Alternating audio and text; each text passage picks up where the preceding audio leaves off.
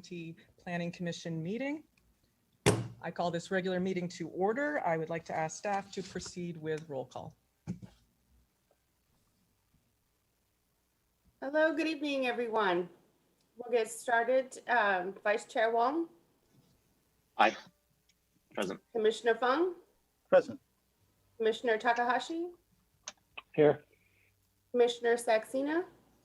Here. And Chair Moore. Present. Thank you. This meeting is being conducted pursuant to provisions of the Brown Act and a recent executive order issued by the governor to facilitate teleconferencing to reduce the risk of COVID-19 transmission at public meetings. Ordinarily, the Brown Act sets strict rules for teleconferencing. The governor's executive order has suspended those rules. The executive order does require that we continue to notice meetings in advance. The city has met all the applicable noticing requirements.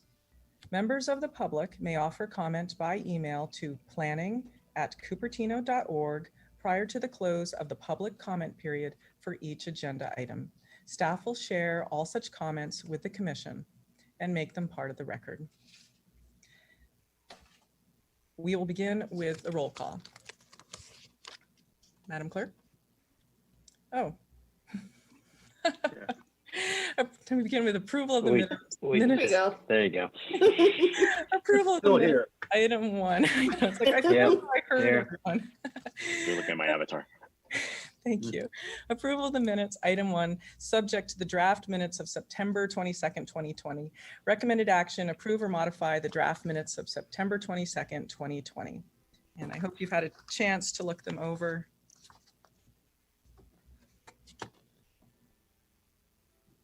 Yeah, motion to approve the minutes. So I'm happy to second that. Okay, Madam Clerk, will you call the vote? Yes, thank you.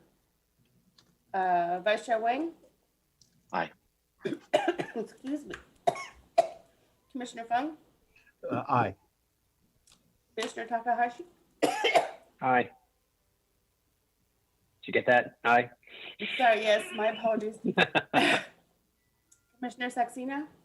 I abstained. I was not there. Thank you. And Chair Moore. Aye. Okay, the motion carries 401 with Saxena abstain.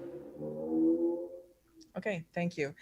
Next, we have postponements. We actually do have a postponement. Item 2, subject to the municipal code amendments to update existing mobile vending regulations, including but not limited to regulations in Chapter 5.48 and potential conforming edits to other chapters in the municipal code, including in titles 5, 11, 13, and 19. Application numbers MCA 2020-004, applicant City of Cupertino, location citywide.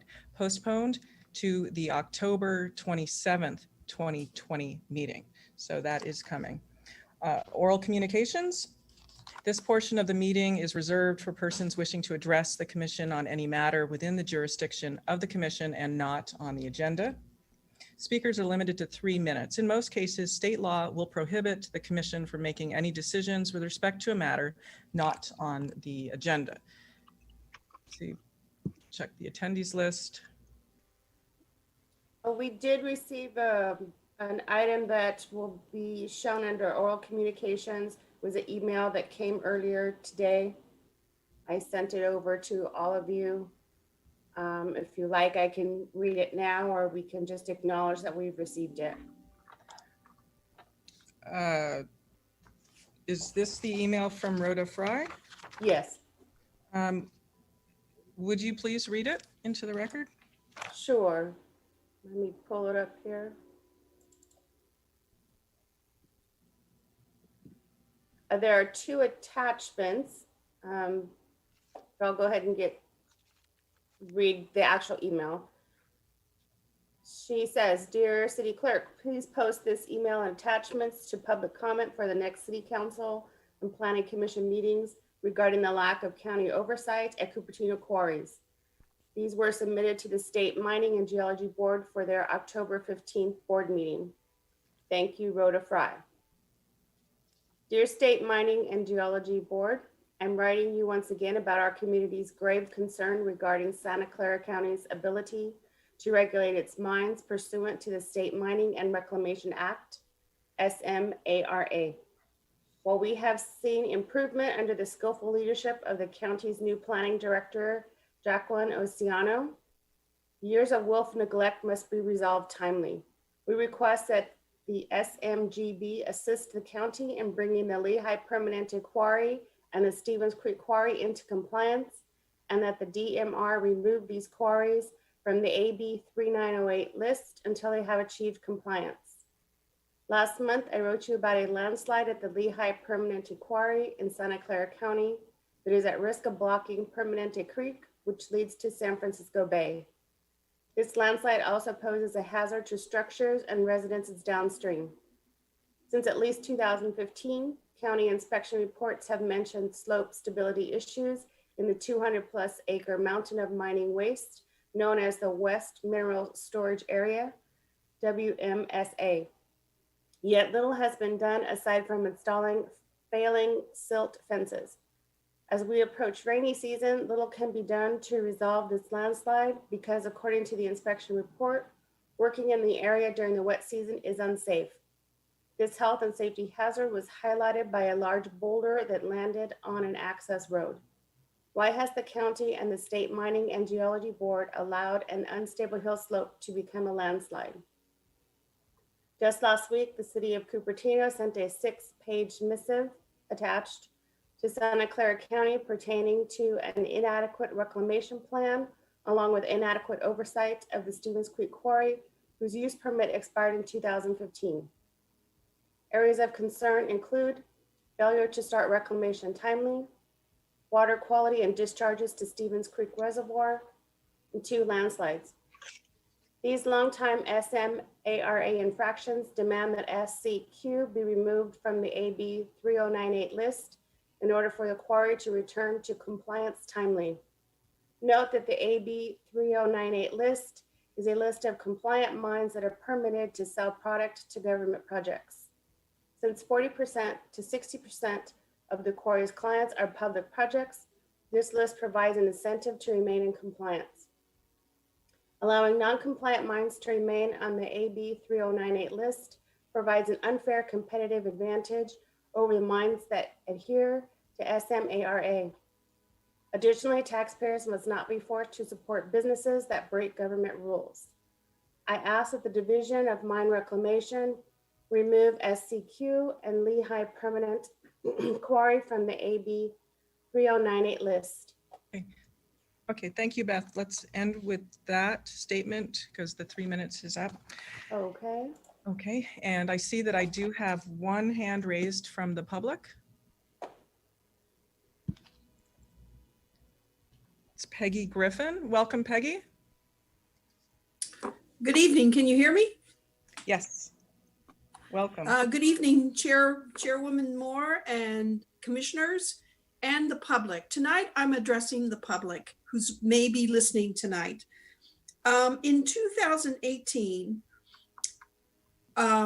between the developer and PAC funding, there was $590,000 raised for total contributions from real estate developers and construction companies or unions. Of this, it consisted of PACs such as Cupertino Getting Things Done Together, supporting Vayanathan Mahoney and Way. And one of the principal officers was J.R. Fruin. In this particular PAC, $29,000 came from Sandhill Properties and $31,200 from construction PACs. Now it's been only 2 years since this 2018 election occurred, and all this money was spent to try and get their preferential candidates into office, and they failed. I want the public to think about this, because in 2 years, leopards don't change their spots. Thank you. Okay. Thank you, Peggy. Okay, And seeing that there are no further hands raised, we will close oral communications. And we've already gone over written communications. We have nothing on consent calendar. So we are going to pass through public hearings, old business, new business. We have item 3. Subject, the general plan annual review for the year 2020, recommended action that the Planning Commission provide input into the general plan annual report for the City Council. And we'll begin with a staff report.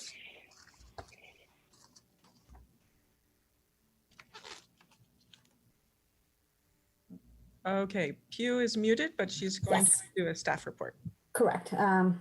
Good evening, Planning Commission. Thank you for having me here. We are going to discuss the general plan annual report for the year 2020. And I just need a moment to share my screen. Is my screen visible? Yes. So the general plan annual review occurs every year annually. This is a moment in which basically the Planning Commission can and the City Council takes a moment to go over the general plan action items and determines what progress is being, basically gets a report on what progress is being made on those action items. It is required by state law. In addition, there is also a housing element annual review, which is specifically on forms that the HCD prepares, and the content of those forms is regulated by state law as well. And that will be presented also by April 1st of 2021. The last, both general plan annual update and the housing element review was presented to the City Council in March of 2020. In terms of the general plan, just a little bit of history in terms of what the mandatory elements of the general plan are. These elements are required under state law. There's land use, circulation, housing, conservation, open space. We also have noise and safety under what is our health and safety chapter in our general plan. And additionally, there's some policies surrounding environmental justice required in certain disadvantaged communities. And where it's unclear whether Cupertino needs to adopt any policies regarding that at this point, but there might be a need to adopt such policies in the future and will be evaluated at such time. There are other optional elements that cities can adopt. In our case, we do have one. It is the infrastructure element, which is Chapter 8. Again, just background on why the annual report is prepared. It is to identify work program items based on the action items in the general plan, and also to ensure that appropriate funding is made available for these action items to make sure that these can be implemented. So making budget decisions and to identify the city's work plan moving forward. As background for the 2019 annual report, it was reviewed by the Planning Commission over 5 meetings in between September 2019 and January or February 2020. And the City Council reviewed this in March 2020. They liked the format. They indicated that the level of evaluation that was conducted in 2019 could be completed every 2 or 3 years, but that is up to the Planning Commission to consider. All the comments that we received from the Planning Commission have been taken to the City Council, and they're currently in the process of being evaluated by the City Manager for how to move forward with those items and how to tackle them at this point. So just a little brief preview in terms of what you have in the packet as the draft 2020 annual report. There have been no changes proposed to the format that was to what was presented in 2019, and comments have begun to be updated. And I believe they've been updated through Goal LU 18. And so essentially the questions for the commission tonight really are, just as a primer, would you like to see any changes to the format? Is there any additional level of details that you wish to see in the comments that are presented in the attachment? I will say there was a technical difficulty, and so the report is a little awkward in viewing on the website, but I do have that document. I reprinted the document in Adobe, and I do have a document that I can share tonight for ease of the commission's review. With that, conclude my presentation for tonight and turn it back to the commission for questions or comments. Okay. All right. Thank you, Pew. So I think first, how far through this report have these items been updated? I believe these have been updated through LU 18. So that would be the top of page 23 on the document that I will now share. Okay. So whenever the commission's ready, I'm happy to share this document for us to for you to go through. Okay, and do we want to make some decision about how we're going to go through this process before we get going amongst the commissioners, or do we want to just start looking at these items? I think we need to come up with our process before we, launch into this, and how far we intend to go at each session. So if we're looking at about 100 pages now, and did staff have any recommendations for how many sessions that this would be broken down into? So if you got about 20 pages in the first, we were looking at possibly 5, but they could be, as opposed to last time they were very long, these could be, like 1 hour, 45 minutes. Yeah, I mean, last time, as we established, there are several items in the general plan which are not necessarily action items. They're just ongoing coordination or ongoing implementation things that happen with project review or through the municipal code. So there might be not necessarily changes to a lot of the comments. So I'll leave it to the commission to decide how they wish to do it. And we can go through each line item, and that's fine. Okay. Well, what's a little bit confusing, compared to some of the other meetings, is that before we even look at this, we don't really have a process set up. So it seems as though we're kind of deliberating on a process even. And does even our process need to have some public hearing aspect to it, where the public can comment on our actual process, or can we just come up with one and say this is what we're doing and not involve the public? I mean, how is that going to work? And that maybe is a Seth question. Hi. The process is set forth in the government code. The meeting's been adequately noticed, and your process for discussion is folded into the first meeting. So I think you're fine. Okay, so we're able to, amongst ourselves, we're going to say how we're going to go through these items, and I don't have to open that up for a public hearing, right? Indeed. Yeah. Okay, so do I have any comments? I'll clarify that can be a topic for discussion once we get to the appropriate time. But it doesn't have to be a separate public comment period. Okay, so did any of the commissioners have some comments about how you want to go through this? How many pages do you want to tackle? We've got about 100, maybe 108 pages. What are you up for?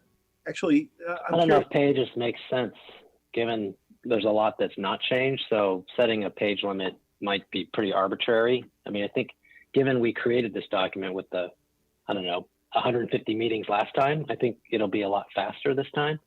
So, and maybe we can focus on the changes up through where the staff has updated as a goal. That would be, I think, relatively efficient. But I'm just throwing that out there because time is money. Yeah, and they got to page 23, so we can attempt to do that. Commissioner Fung. I was just going to say, I was interested in getting clarification of the formatting issue that you were seeing. I mean, I looked at the one that was presented in the packet. Right. My understanding is when it was printed, I had uploaded an Excel file which showed everything on one sheet. So there were no page breaks to kind of skew things. But it seems like when the agenda review software generated the PDF for the packet, it kind of cut one column off, and it's at the end of the pages, which is why the draft is about 200 and some pages. In reality, it's only 103 pages. Thank you. Well, okay, are we all right with going let's just dive into it, and we'll look at the first page. We've got 3 items on it, and Pew could put it up on the screen. And Actually, maybe I'm curious. I don't know if we need to do it on everyone, but I'm curious. I'd like that we consider taking account of, in favor or not in favor of comments, that kind of thing. so that we can represent, you know, I think that if there was deficiency the last time around, it was just sort of, you know, anybody could make a comment at any point that didn't necessarily represent a consensus. So it just represented the things that people were interested in. So that would be something to consider.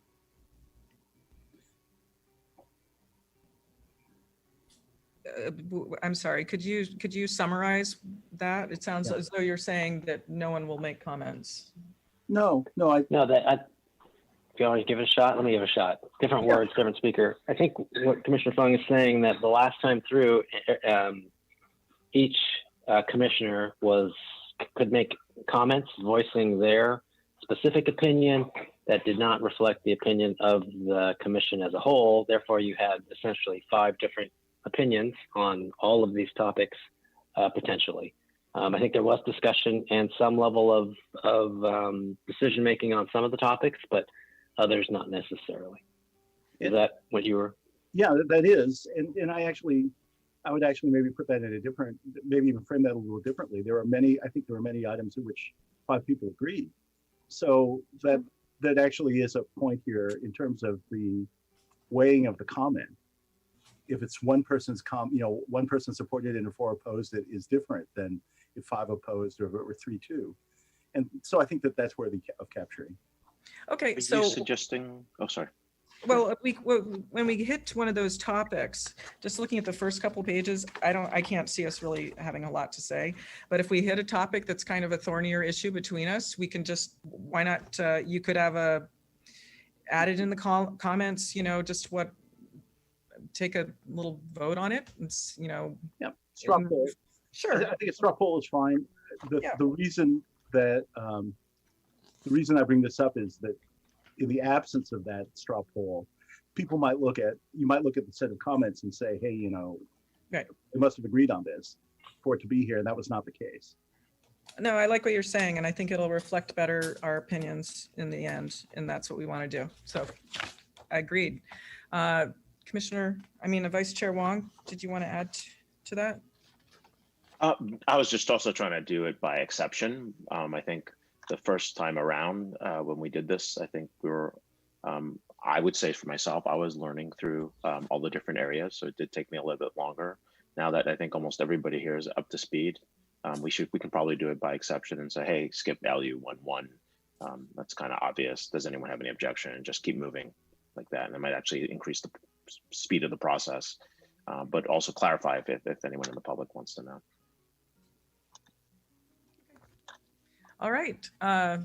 Any further comments from the commissioners? And if not, we'll let Pew put it up on the screen and we'll start going through. Cool. All right, well, sure. This might be hard to read. The limitations of the virtual.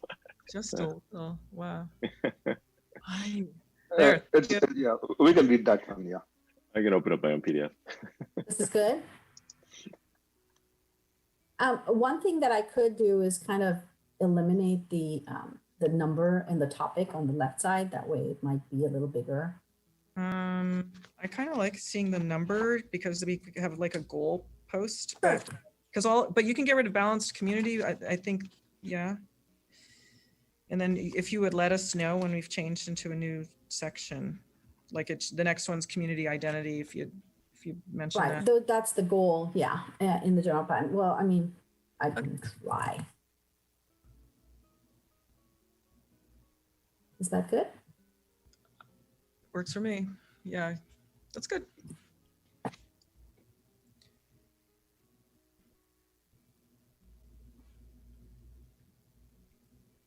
In terms of changes on this page, I mean, I can kind of go over the changes that I know I've made, so it might help the commission to move the process along sooner. Oh, strategy LU 1.2.1, this 300 square foot per employee. I don't know if we flagged that as being a question mark, and perhaps we wanted to see it if it is something we're allowed to choose, are we allowed to make it 250? And then there's the questionable part for the pandemic. Is it now going to be 1,000? You know, So is that something that we have the flexibility of making, can we comment on this and say, the 250 might be more accurate and pass that to City Council? It was my understanding and recollection from the last time that the commission went through this process that the statement that's in there was what was acceptable to the commission as a whole. Now this is from 2019, so it's up to the commission in 2020 to decide how it wishes to edit this. Generally, this is based upon, environmental review and the expertise of the technical consultants that work for the city. So it's certainly, something that will be considered when future projects are considered or there's a, general plan environmental review that occurs.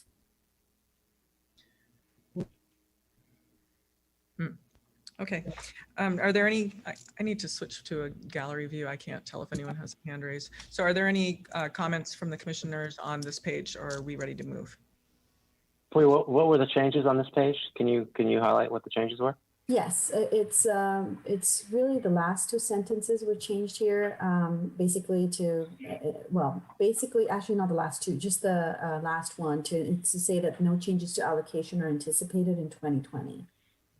Okay, so is it possible that that the changes could be highlighted for us? Sure, I can do that with the when we come back to commission to kind of. The only thing that I will say is Excel is really picky because you can't really track changes, so it gets really messy in Excel to try to indicate changes that way. So if it's complete sentences, it's fairly easy. I can bold it and underline it. When it gets to editing sentences, it gets a little tricky. So I'll do my best attempt at it. Okay, so that Commissioner Takahashi, do you have a suggestion if this question is going to come up over and over and over? What are the changes? How could that be demonstrated for us? Well, if Pui has tracked them and can point them out on each page, then I think that's the process. If she is not clear on what the changes were, then that becomes more challenging, obviously. Okay, so I think that's what we discussed. That's what we discussed going in. I thought was just focus on the things that were changed, and so that's what I was trying to do. So if we're changing that process, then we can do that. But I thought that's what we had agreed, so that's what I was trying to do. Okay, so if we're going to look at the changes, I agree. If we're going to look at the changes, we need some way to find them, and that's part of what we're doing is coming up with our process. So this is fine. It might unfortunately mean that you have one column for what it had been and then another column for new if you're unable to track them some other way or highlight what's different. So I'll figure something out to kind of present it to the commission. Awesome. Okay, great. Do we have anything else on this page, or are we ready to move? I do. I have a question on what we can make a suggestion or change, and if that's for LU11, what I've been noticing over time is that there's very little ridership in our public transit service. And when I sit there and I look, I mean, it's like 1 or 2 people, maybe like, peak hours, maybe like 4 at best, right? And I've just been watching the routes. And so normally you would focus higher land use and intensities and densities near public transit that's being useful or being used and along major corridors. And I totally get that. Is if we wanted to, or if we wanted to make a proposal at some point to say, public transit that is at X capacity, is that something we can do, or is that something we wait? I just, as an example here.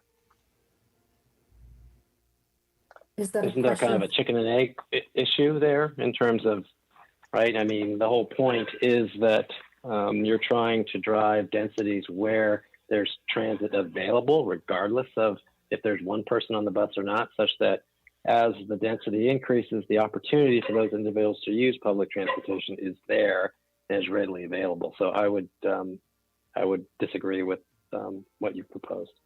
Commissioner Takahashi, I completely agree with your point. Normally that would be the case, and normally cities would have a little bit more control as to where those transit lines were placed and the frequency of those transit lines.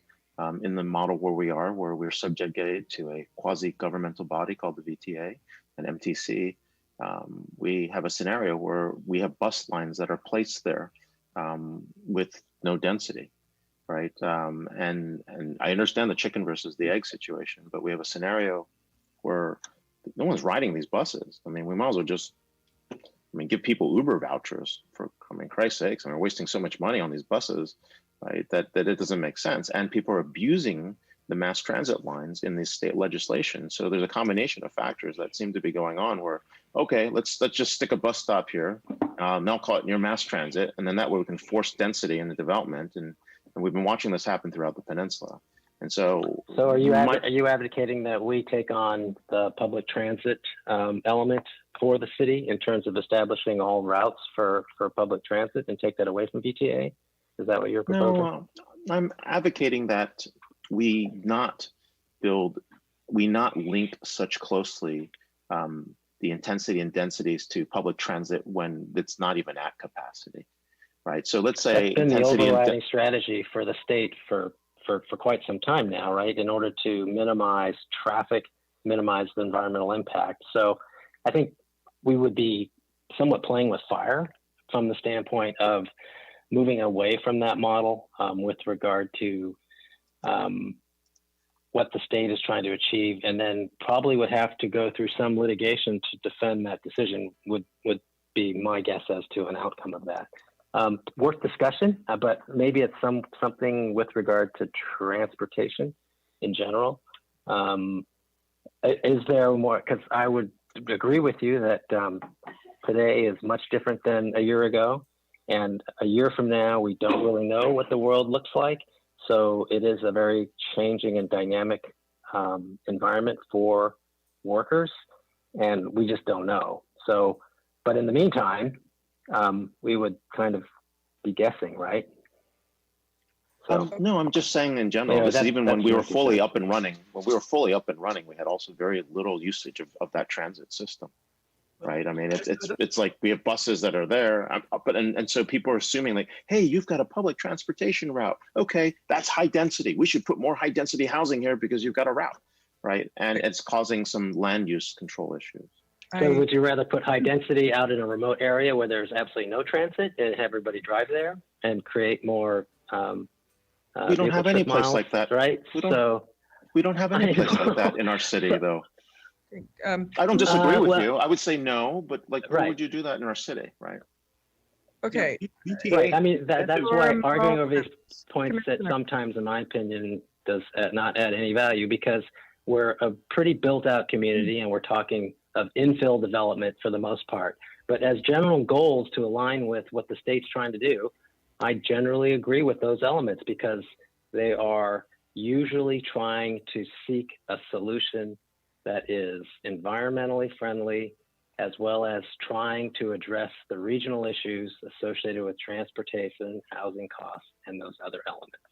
In general, Commissioner Takahashi, I would agree, but at this point, running empty buses along the lines, and we've been doing that for multiple years. VTA ridership is continually going down, even when we're at the highest. So why don't you try to get on the VTA board and kill that organization? Because that's obviously what you're really a proponent of in our city. I think that's a route to it. I don't think the Planning Commission is necessarily the place to do this.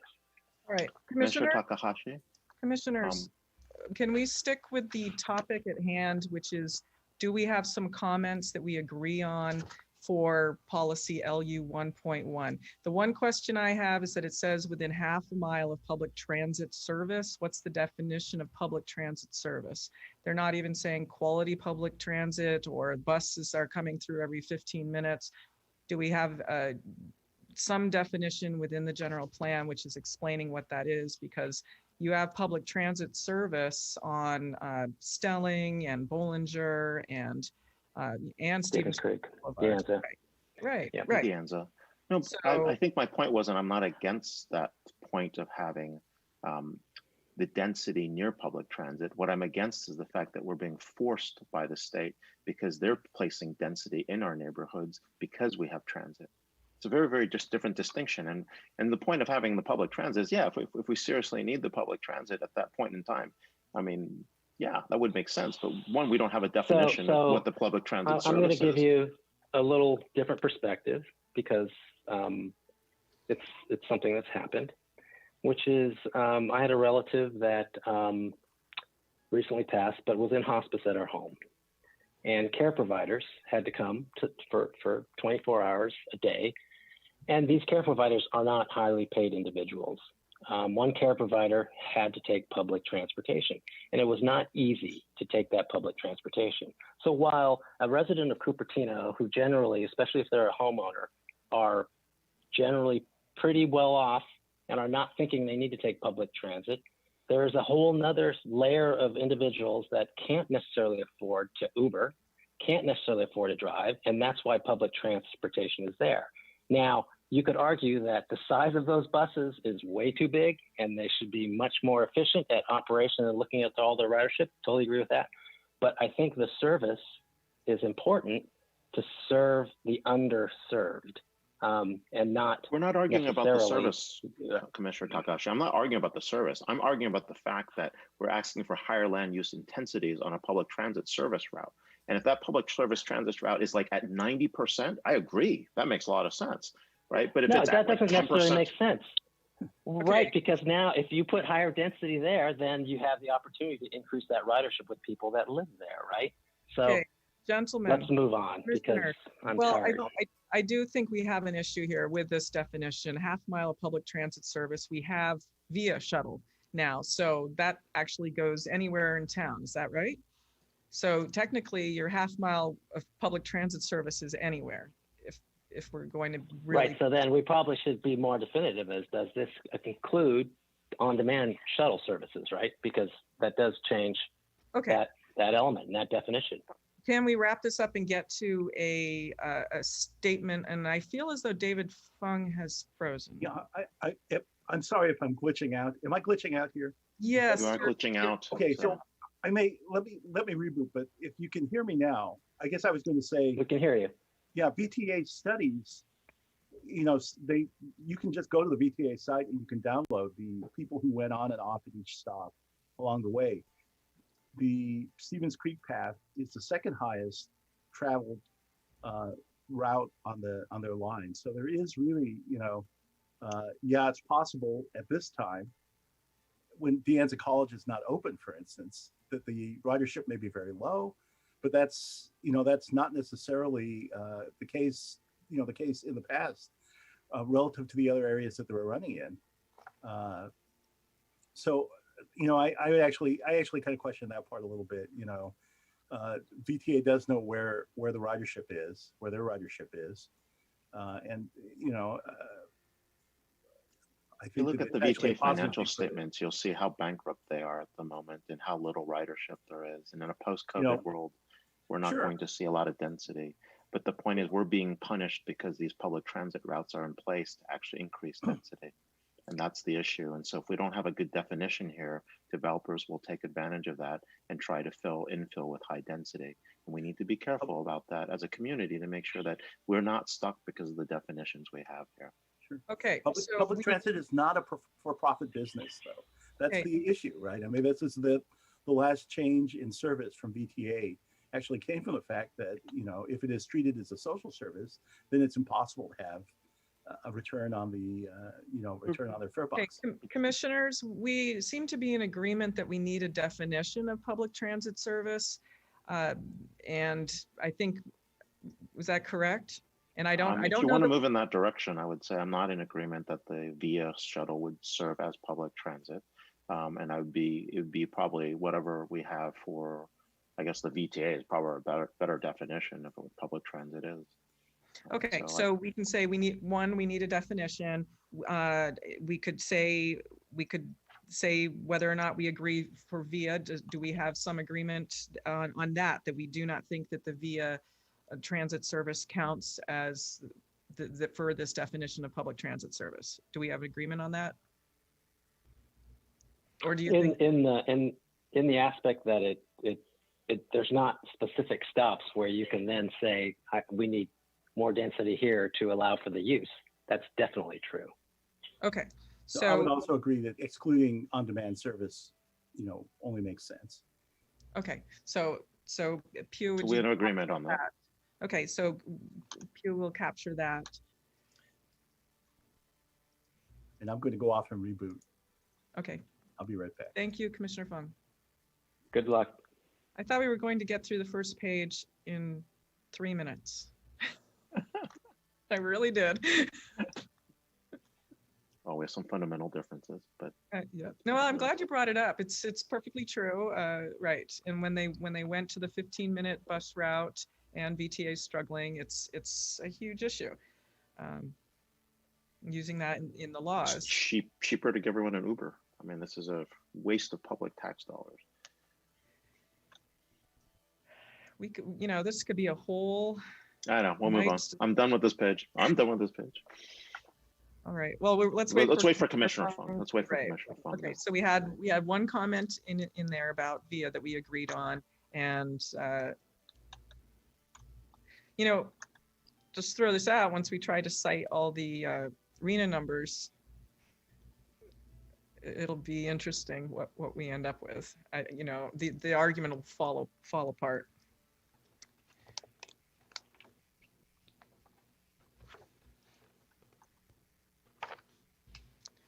Okay, so we're still waiting on Commissioner Fung before we'll move on. We can glance perhaps at the second page while we're waiting for him. He's not back yet. Okay. Yeah. We can revisit it, the first page, and make sure we're all ready, but we can just, glance ahead here. I did want to clarify that the numbers of allocation for at the end of the year will be updated. This is not updated yet since we're not at the end of the year yet. Okay, so we really aren't going to have any comments on this. It's just, this is an accounting. Correct. On Right. this particular line item, yes. Got it.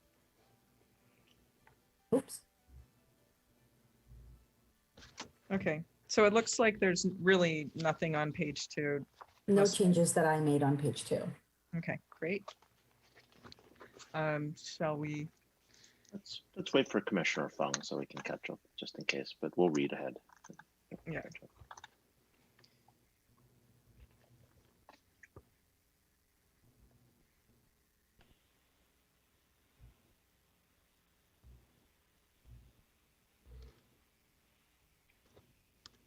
And I would love to ask staff a question, Chair Moore, if that's okay.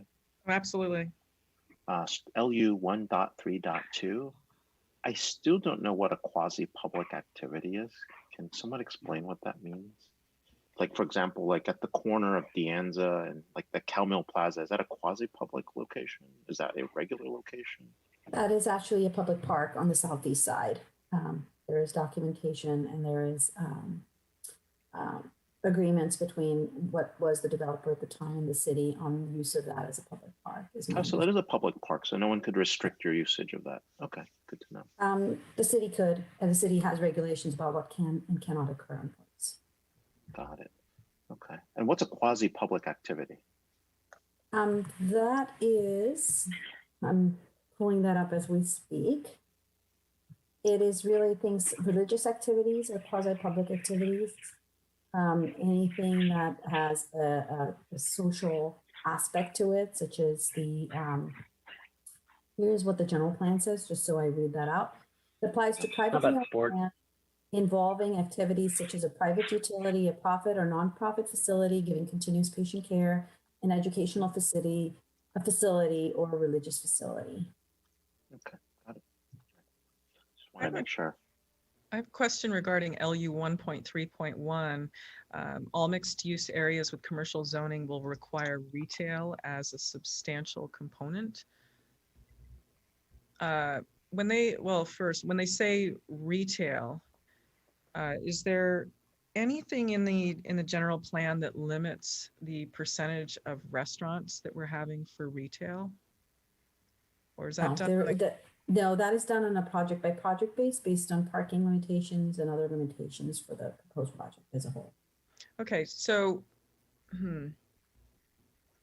is there a punishment? What happens if a developer goes over the percentage of restaurants that maybe were studied in a traffic, in the EIR, in the traffic portion? Does the city have any way of enforcing that?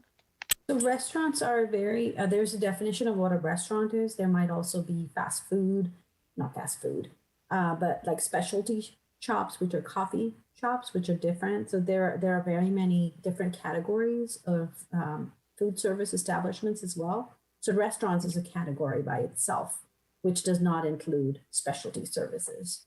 But with that said, in terms of is there a punishment, you would be in violation of your use permit or whatever permit that was granted to you. And there could be code enforcement from related to that if the city does become aware of such indiscretion. Okay, okay. Is there some way that staff can contact Commissioner Fung if he's trying to get back on?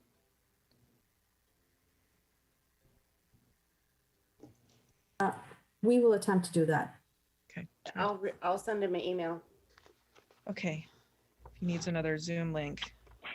So just to close on that last comment, I'm assuming that if a developer, owner, applicant did want to change, they would make the request and come back through Planning Commission for approval. Correct. They would have to Or- reevaluate the parking. yeah. I mean, there are other things, yes. Right. As a Right, whole, yes, right, yeah. that request would have to Yeah. come back through the city. Right. Okay, I see Commissioner Fung. Sorry about that, everybody. It's okay. All right, so we were finishing up on LU 1.1. We actually skimmed up to page 3. There wasn't much there, I'm hoping. So if we could return to the first page, did we want to add more than the comment about the VIA shuttle, or leave it as it is? So we're on the first page. Yeah, perfect. And our note was public transit service does not include services such as Via, Lyft, and Uber. Okay.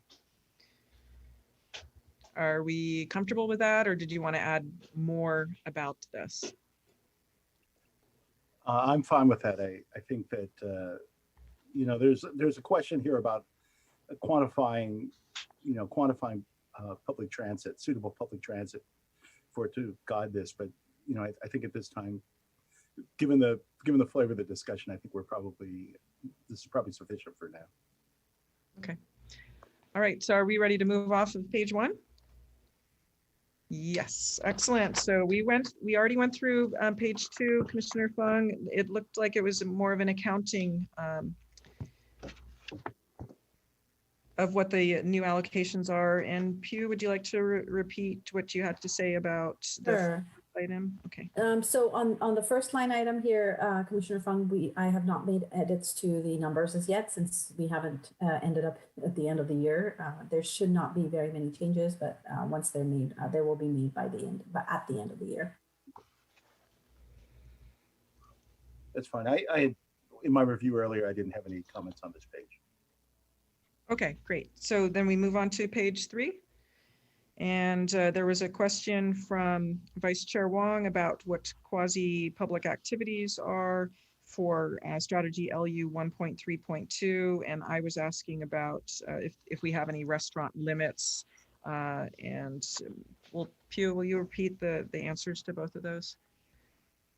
I can do that.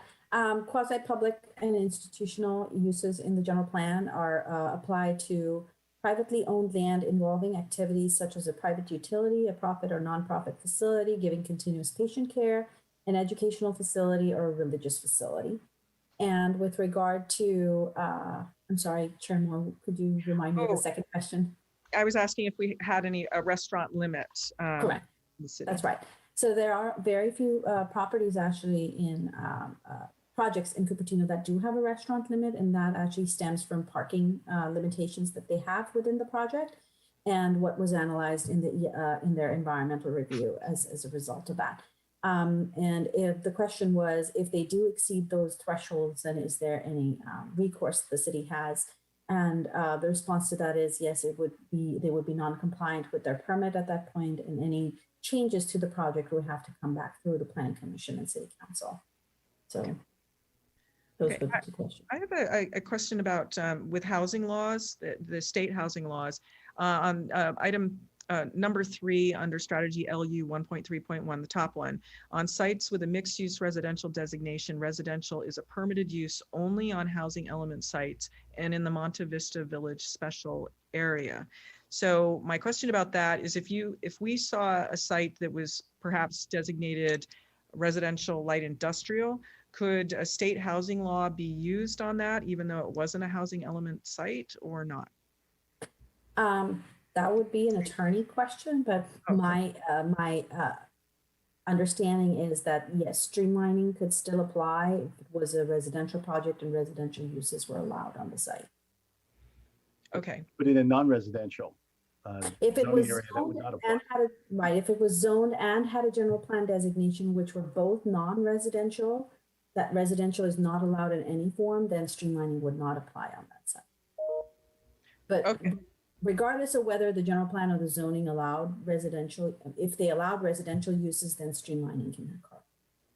Okay. So if it has a non-residential designation, because there's residential and there's non-residential ones, which could be light industrial residential. Okay, so I would No, that, so if a site is fully non-residential, then streamlining doesn't apply. But if it is a combo zone or a combo land use and density, the general plan has an established density, Right. then a housing project could technically be proposed for the site, is my understanding. And Okay. maybe Seth can verify that to what I just said. What Pew said sounds right to me. We can certainly follow up on that, confirm. Well, right, actually, okay. I would add to that streamlining generally does not apply to places that already have occupied housing. That's another consideration as well. Right. Well, we do have some areas which are light industrial residential, and they do have a dwelling unit per acre density. And I was in my mind, I thought they could actually use a state housing law there. Okay, and that sounds like that is correct. Okay. The P zone where the storage place was, where public storage was, would be an example of that. Yeah, they could have, if they wanted to not be a storage place anymore, they could have done that, but they unlikely to change. Right. Okay. So while it says here, the only on housing element sites, that sort of has a caveat unless you're using a state housing law. So This language predates the 2018 streamlining provisions that were adopted by the state. oh, should we update this? We will, Update that. can you hear me? Sorry. We probably will be updating it with the new housing element update, which is anticipated in the upcoming years. We have to adopt a new housing element by the end of 2022. So there might be language changes throughout the general plan to address a lot of stuff. Okay, can we capture that with a comment right now that item 3, state housing law, the 2018 change?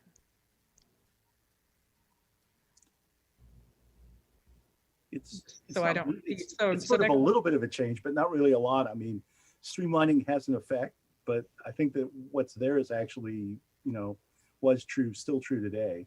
But I'll be asking the same question next year.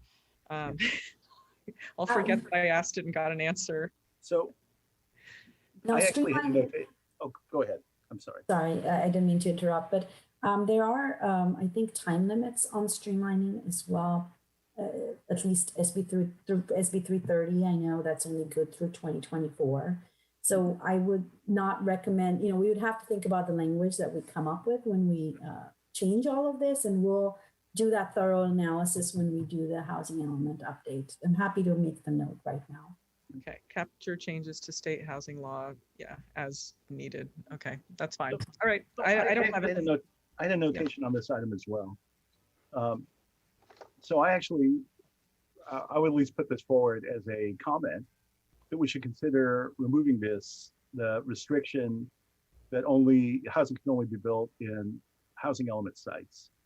I mean, I think this is, the one out of that is that in R1 areas, for instance, if a lot is available, then there's a line in there about using the building permits to control that. But this is actually an interesting problem where somebody might be willing to build housing, but unable to because they didn't have a housing element. And the example of that, for instance, would be, on a very small level, the Scandinavian design project that had come forward, would have been unable to do that without getting a general plan amendment. So I think this one actually, I understand the intent, understand the intent of designating specific locations and tying allocation to it, but I think that that's probably actually not a good thing going forward. So that's something that should be reconsidered.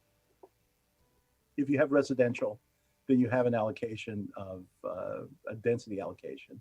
It might only be 10 units per acre or whatever it is, but that should be what guides your limitation rather than a housing element designation. It sounds like it's an exception, and I'd actually, on the contrary to that, I would be okay with it being a general plan amendment, right? And if they come and actually petition for it, it has to be real so that we don't get railroaded. I have a kind of a process question for Pew. With regards to the housing element sites, what was the kind of philosophy behind having this? You had scenario A sites, and they had numeric values at each of these locations, and then you had scenario B, and there were values for those, and they had to meet a total in accordance with HCD, right? And then go get certified. So whereas like if Scandinavian Design did a general plan amendment and got an allocation, there that they agreed on, you would then have a different total. So is this how HCD wants it? Tell us 5 sites that come up with a total, or 20 sites that come up with a total. Like, how are you supposed to be doing that? So when we initiated the general plan, I'm sorry, the housing element update with the 2013, 2014 timeframe, there were 2 things in mind. One thing was there was a concern from the community about housing being built willy-nilly on any and all of the sites around town. One of the things that I did want to point out is for Scandinavian Design, they don't necessarily need a general plan amendment for the building the housing. They only need a conditional use permit. There is allocation within the general plan to accommodate a certain amount of housing. There's still a buffer, and so they could certainly do that. But with that said, it was sort of the city's commitment to the community that that housing would go on the sites where it's planned to go on, and so it didn't take the community off guard if housing was proposed on an alternative site, which was not a housing element site. So that was kind of the reason why there was this was almost like a streamlined version of, hey, if you're a housing element site, go, build it. And in terms of the housing element allocation itself, as you are aware, our past allocation was 1,064 for the 5th cycle RENA, and how the HCD did want a buffer over that, which is why we kind of allocated sites for, I think, close to 1,400, a little above 1,400 units. For the past housing element cycle, because their point being at the time that not all sites get developed, and so you may not hit your 1,064 targets. You have to over zone in order to make sure that you hit that target. And I hope that answers that question. Yeah, I guess I have a follow-up on that. In terms of, I'm remembering as we identified housing sites, the concept wasn't really to identify all options and identify them as housing sites. It was really capacity and other elements that said, okay, these are the I would even call them preferred housing sites. So I guess I question whether or not that is in line with where are all the options for housing, and should they all be identified as housing sites, or do we want to filter them? And by going through that process then, and what we're doing here, somewhat, I don't want to say restricting, but making it a little more challenging for a lot that would then potentially be housing and having gone through a longer process. Yeah, the case of the Scandinavian Design was an interesting one because they're part of Heart of the City. So they could have received housing allocation from out of the city. However, there wasn't any because that had been allocated out to the other sites. Previously, that Scandinavian Design Shop was a housing element site. When the person bought it, they thought they still had that, and it turned out it managed to disappear. You know, they were erased from the housing elements. So that meant that they had to get, you know, conditional approval. Something that was not going to, it was, you know, there was a lot of resistance at the time. I mean, well, Ellen and I were there when Scandinavian Designs brought their proposal forward. They came to the city council talking about housing. They came for a different reason to the planning commission, but it was very clear at that time there were people who were, I think, they were overly sensitized because of Valco, and were saying, well, we don't want to lose any retail space. That would have made it very, very difficult for that owner to, you know, to get the housing, to get housing units. I mean, his intention was to reduce the retail portion down to 40% of what it is currently, and to convert the rest of that either to office space or to, you know, a few housing units. So I really look at this, you know, the way you're given a goal. You're given a goal by HCD and by, you know, by ABEG, MTC, to get to a certain number of units, but that's not the maximum, that's the minimum. If you want to build 1,000 units of housing, you really should entitle more than 1,000. You're going to be unsuccessful if you only entitle 1,000. You'll be unlikely to be successful at 1,400. And if you say, if somebody has a residential right on this property and wants to build 4 units there because they can, that's actually a much better way to do this, rather than to have them, you know, I'm sorry, you can't have your 4 units or 6 units because you weren't a housing element site, and you have to go through a difficult process to get those units allocated. This will be a much bigger deal in the next RENA. Right. And I think perhaps we want to cross that bridge when we get to it, changing that language about only on housing element sites, because we're going to have to come up with a strategy in order to cite all of the units coming our way. Pew, we still get credit if you had like a Scandinavian Design built housing there, even though it wasn't a housing element site, we still get RENA credit for it. Is that right? Correct. We get credit for any new residential building permits that are issued. Okay, but it's my understanding that, you know, we have the 3,457 that are entitled or achieved right now, that because they're on the current RENA cycle, that when they pull the permits on these, they're not going to debit off of the next set of numbers that we are getting, even though we went over the 1064.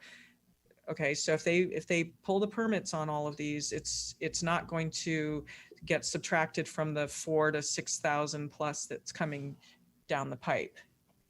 My understanding is it depends on when the building permits are pulled. There's a certain period within which, if the building permits are pulled, we do get credit for that, off of that 4,000 to 6,500 number that we currently would be looking at. Okay, so my question, incentive, right? Okay, so for the 2402 we have sitting at Valco, if they pull the permits, well, they have to pull the permits before and get to vertical construction by September 21st. So let's say that of 2021. So let's say they do that. Do we get credit? I'd have to look into it. I think there's a certain time frame. There's certain dates within which we might get credit for it. Because we really would like to get credit for it. My understanding is that it might be later, but I'm not 100% sure. We can certainly look, and I know we're going to be looking into all of that. Well, okay, great. I mean, if you're given credit at the time when the permits are pulled, then having a discussion about delaying some of those permits is actually something that there would be no question then if that were to cross into the next RENA cycle before they entitled the entire thing, assuming they were not going to complete the entire project before, 2023. Well, I don't think the city will be delaying issuance of any permits if they're ready to be issued. Do we have any further comments on this page? I have a question for Pew Commissioner, Chair Moore. Yes. And a question. The question I have right now is really what percentage of cities have in California have actually met the RENA numbers? Do we know that?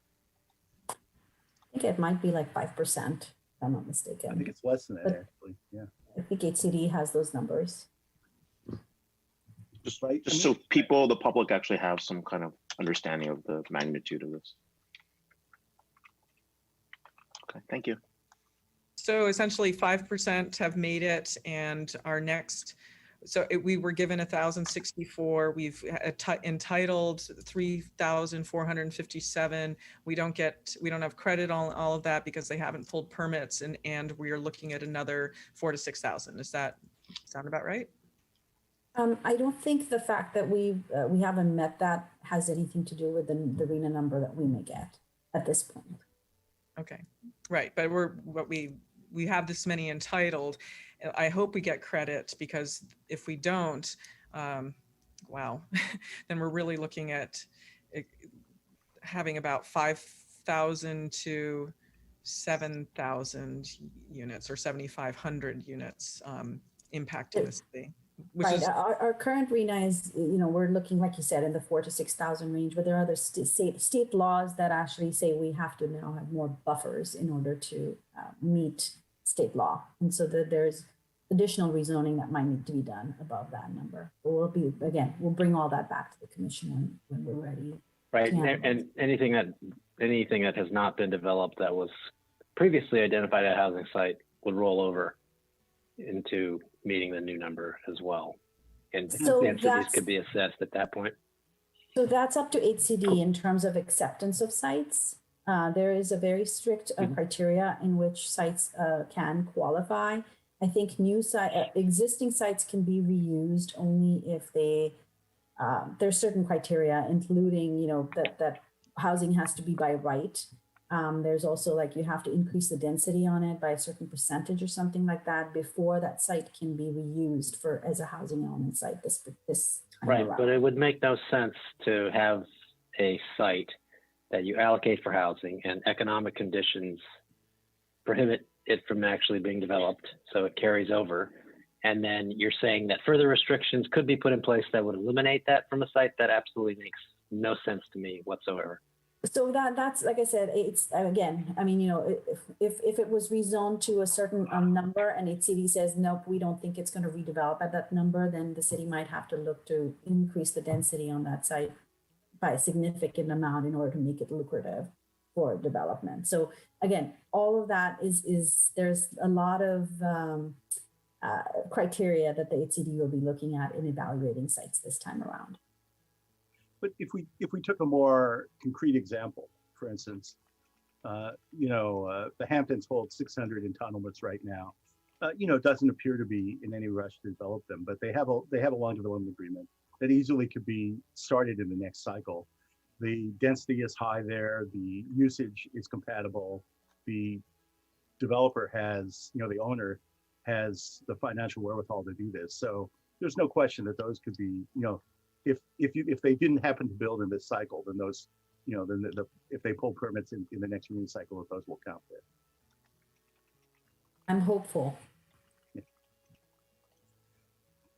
Okay, do we have any further comments on this page? Vice Chair Wong. I do have a question. I want to know from staff what HCD's official position is on whether we are in fact among the worst cities in terms of delivering on housing. I cannot. We're not even can't- close I to don't being have the worst, anything right? We're in a 50% RENA territory, not We're the doing 15%, right? Yeah, we're So actually doing pretty well from what I could tell, but I wanted to make kind of, sure. I mean, we're not doing great this year. If you exclude the projects which were approved via, kind of non-discretionary approval, yeah, then we'd be a 15% city the next time around. But I mean, I think it's a small percentage, 5% actually hit all the objectives. I think it's 3%. I'm just looking at the HCD I think website. it's like 8 cities, right? I mean, Yeah, was 8 the cities estimate hit it. was. Yeah, exactly. Actually, 8 cities in number. And of the remainder, I think it's about half and half that were 50% and half were 15%, SB 35, if you use that criteria. So, we normally, I think Cupertino is the way you go from an SB 35 standpoint the way you decided whether you're 15% or 50% inclusionary requirement is based on how many market rate homes you build. And I think Cupertino pretty consistently built over the RENA target for market rate. So that, we can't be the worst because there are people who don't make that number either. Well, I think you mean the 10%. There's like the 10% that they need. Yeah. 10 or 50. Yeah. Okay. So are we ready to move on to the next page, or we? Well, go ahead. Go ahead, Commissioner Fung. Sorry. Well, I was just going to say, this is a place where I think it would be worth putting a comment in. And if we do that in such a way that we're going to put this with numbers on it, showing, hey, yeah, there was a split of opinion here. So I would just, the reason I was asking these questions is I'm trying to understand why somehow we're communicating to the world, or somehow, whether it's the planning department or our own city, that, our numbers are, there's an incorrect misperception of our numbers, right, in terms of how we're doing. So I just want to make sure that numbers are pretty horrible, right? True, but in general, I mean, compared to other cities, we're not that bad. We're actually better, and given where we are, with SB 35 and the 2 tiers, right? I mean, we're probably under the tier where 50% have to be, affordable. So it's actually not bad. So I just want to put on the record, like, we shouldn't be communicating we're doing that bad or that poorly compared to everyone else. Maybe there's a higher goal. I totally understand we're not hitting that goal, but compared to other cities and what they've been able to deliver, we're doing better. So I hopefully people know that. So This gets into the question of how do you motivate a developer to build after they've been entitled, which is a whole. That's a whole nother thing we'll get to. Yeah. Right. And, that question gets brought up a lot. And our jobs to housing ratio is actually not that bad, but one peculiarity about Cupertino is that we have about 80% of our employees going outside of the city and 80% coming in. We have this big turnover here, which is also great, but not everyone wants to work for our largest employer or does work for our largest employer. So that's how that happens. So we don't have that I'm great. even sure that's unusual for cities that are like Cupertino in size and location. I think that having a high rate of people leaving is not unusual. To have a high kind of what do you call it? The negative population during the day is not unusual. It's really San Jose is the guy who's the opposite of that, where there are many more people, in the evening than during the day. No, I wanted to ask through the chair to staff. I mean, not you, Commissioner Fung. I totally understand your viewpoint on this. I mean, we're having a negative perception, and I think I want to ask staff in particular, like, if this is really all about one development and one developer, then how come we're allowing negative press from this to control the narrative about us?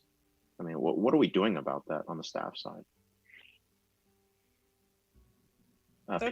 That's kind of a different question that's off of the topic here, which would be almost its own agenda item about how do we fix public relations of our city and what's being communicated out.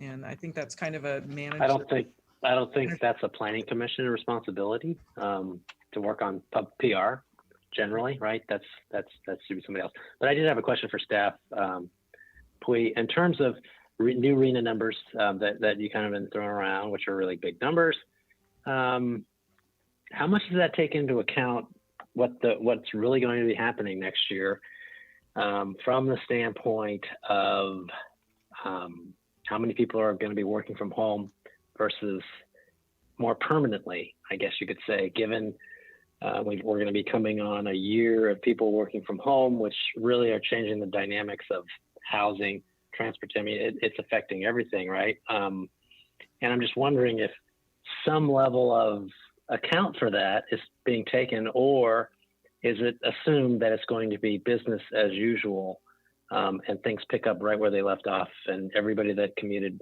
will commute in the future? So, do you know? Chair, if I may answer that question, it is my understanding that ABAG had formed a housing methodology committee that kind of went through and made its recommendation to the ABAG board, executive board, for what methodology. they wanted to use and what baseline they wanted to use, what were the draft numbers that kind of came out for each of the cities. And it is pretty much business as usual in terms of the draft methodology and the numbers that have been used, particularly because there was a lot of work that went into it. There was also a lot of, several different sectors were represented on the Housing Methodology Committee. And also there's several different sectors that are, not sectors, but advocates that are represented on the Plan Bay Area side too. And they're both kind of converging at this point. And so in a sense, because of all the work that has gone in, I do not believe that COVID-related impacts are being anticipated or built into that methodology or the numbers. So they are pretty large numbers. And that doesn't surprise me, that answer. But it does potentially lead to a big disconnect in the future with regard to reality, which it'd be good to see some reconciliation of that at some point in time, because I think post-COVID world is going to be different than pre-COVID world. So. And that has been, staff has communicated that to the I believe it was the executive board, and the comments have been made. However, that's kind of in ABAG's, the executive board's hands at this point. So we will find out more about the draft RENA numbers in upcoming months. Pew, I have a question. Thank you. I have a question regarding, I believe it's AB 828 from Senator Scott Wiener. And I was looking at a presentation from the Embarcadero Institute, and they were saying that there's actually some double counting that occurred. And I was wondering if you had heard anything about that or know about, how that happened. It sounded like it was actually built into the system with AB 828, that there would be, that the numbers would significantly grow. My apologies. When I look up AB 828, it talks about a temporary moratorium on foreclosures. Okay. So, do I have it as an SB rather than AB? I'll have to go back, but they were saying it's the Embarcadero Institute's study on the new RENA numbers that we have. And I can get SB 828. It's SB 828. I think Gabe Layton has that one. Oh, right. It's Scott Wiener's the senator. It has to be SB. You're right. It's SB 828, if I remember. Yeah. I'm going to press on this question one more time, just to staff, not for our team to answer. And it's just only because I'm very curious. How come we're not correcting this misconception of Cupertino's numbers? In public, in the websites. Do we have an answer to that? Is that something we can get to an answer of? Because it's impacting us negatively. And given what we just asked earlier, we're better than the 3% of people who are missing it, right? We're at the 50% level. We've got some of these SB 35 projects that have been pushed through us, right? We're doing better than most. So why do we keep allowing this negative perception to happen? And this is directed to staff, not to other commissioners. Moore, can I answer that? Please. Okay. Actually, the city does have on its website the number of units that have been entitled. If you go to cupertino.org/housing and you click on the link for housing documents, there's a pretty clear accounting of what the city's responsibility was and what the city has entitled so far. There was a recent article in the Cupertino Scene, I believe it was for the October version of it, which kind of talked about the amount of housing that has been, it was basically about the approval of the Oaks. And it did kind of refer to all the housing that has been approved in Cupertino since July 2016. Those are kind of things that, the city has been promoting. I understand that the city has been, the council and council members have been correcting the record in the public. And as far as any other, if you need more on this, I'm certain I can refer you to the PIO, and I'm sure he'll have an answer for you. But as far as planning staff's, responsibilities go, we're not in the PR business, but, to the extent that we can support, we do provide information and provide as much support as we can to the PIO. Yeah, I think I like to say something there that I've also had to answer questions about that. And when I look at the housing page, I think it has a lot of details. But for many people, especially people who are not experts or who are just looking for some information, a basic graphic about, hey, in this year we have sanctioned this many, because it's not that we have a lot of big multifamily projects or a lot of big single family home things. So I guess as a rule of thumb, if we can put like the top 5 or top 10 things which are sanctioned in a table on that housing page, that would really help, because most people don't have the time to go through all the links and understand what's going on. But something which says, hey, this is where we are, we have sanctioned this is constructed, and if we have some progress, hey, permits have been issued, or construction is starting, or it is still in the planning phase, something like that, which we can point to people, which can really help create those myths, because it sort of moves the conversation backwards when people have to go back and revisit the same thing again and again and again, even though the city's been making reasonable progress on it. Thank you. Well, I'm going to comment too. There's an obligation that the city has to try to build a certain amount of housing. That housing is measured by the number of permits, not the number of entitlements, not the number of approvals you grant, not the number of entitlements that you make available in the city. I mean, you could say, I will allow 3,000 units to be built around town. If they don't get built, they don't count. And so, in that respect, I think that, the place where Cupertino is pretty straightforward. It is, there are many places that do worse. We do pretty well on building market rate housing. I don't think we've done particularly well in the last couple of years, but at the end of the day, it doesn't matter if you entitled, 1,000 units, 3,000 units. I mean, you could ask the same question. The RENA allocation is divided by income level, and by that metric, that's the part that's very difficult for people to achieve, because you need to build 800 BMR units. I mean, that's that short of the size of something that's happening at Valco. That just would never happen. So I mean, that's why people don't hit. But I kind of feel like we need to be square here about, if there was that the city they have an obligation. The obligation is to build these units, to get these units built. The city doesn't build them. I mean, the city can build them, right? If you need to get lots and lots of BMR units, the city can decide, hey, we're going to fund that out of the general fund. But they have an obligation, and this is a measurement. The annual housing report is a measurement of how we're doing. We're going to end up with around 2,500 affordable to very low income and low income units in this next cycle, if we're looking at the high end. 2,500. I've no idea how that's going to happen, that those are going to get built. And if you think about it, I mean, that's a huge amount of money. If you look at around 800,000 a unit, it's huge. Yeah. I would say whatever we are seeing on the city on the screen right now, if that could be made more visible on the website, I think it's going down a few levels, so few URLs. That would be helpful, because typically people go to the first or second level. They really don't dig down as much.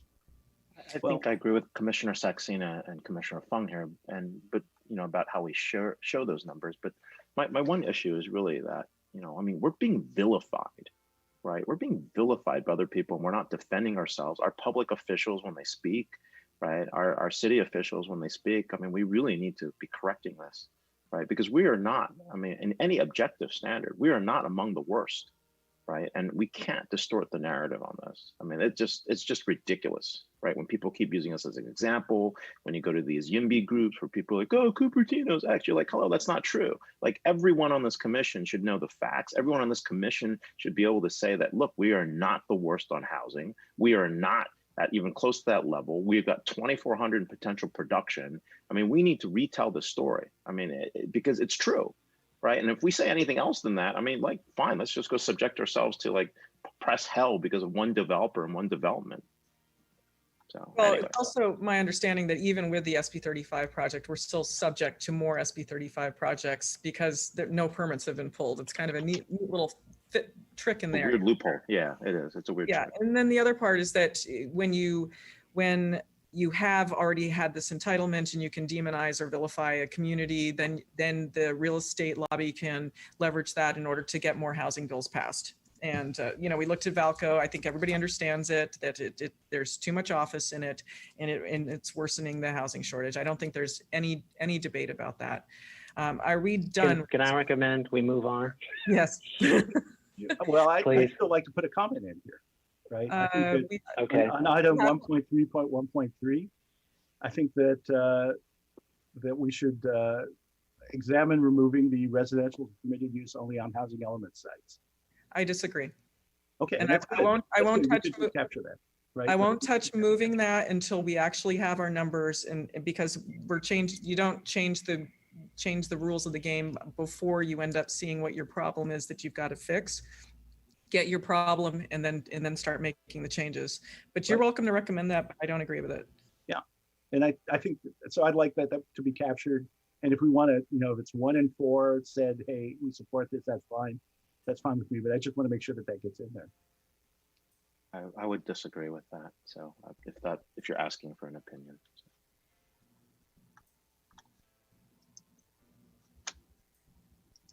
Do you want to do just a quick count? Yeah, straw poll is fine.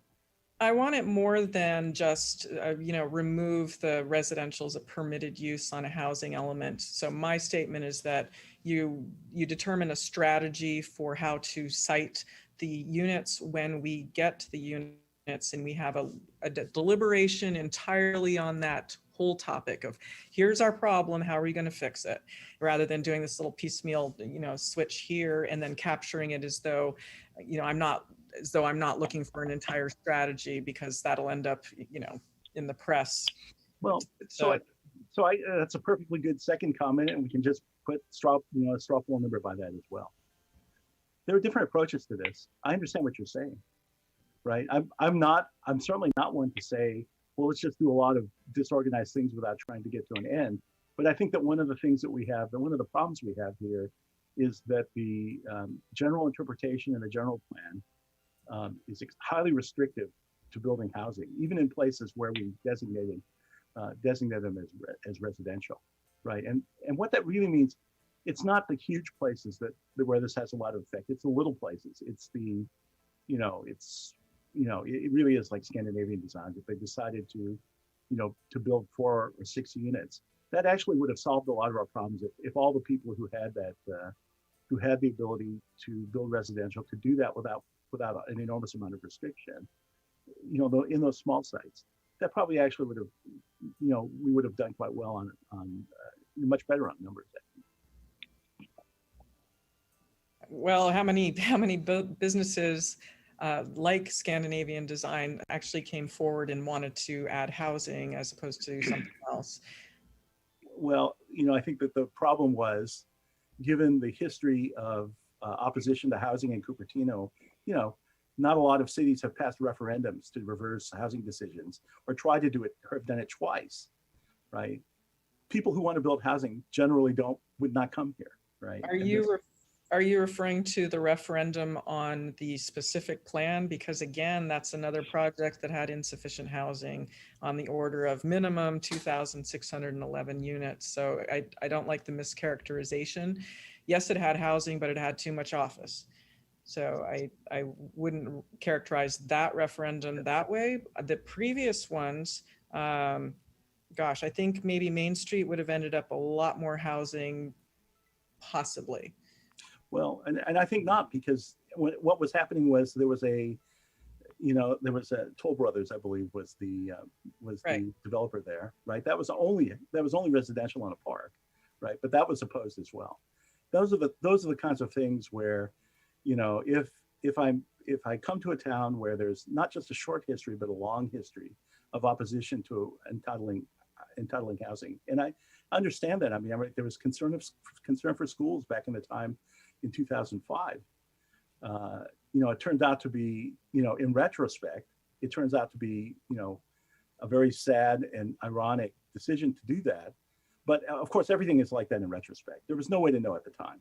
Right. So I think that, what it really kind of says is, when you build the general plan, when you do the housing element, if we make decisions that say, here's a place where housing could be, and kind of do it at that, rather than trying to prescribe, here's where 100 units can be, and if you want to build 100 units, if you want to build 2 units next door, you can't.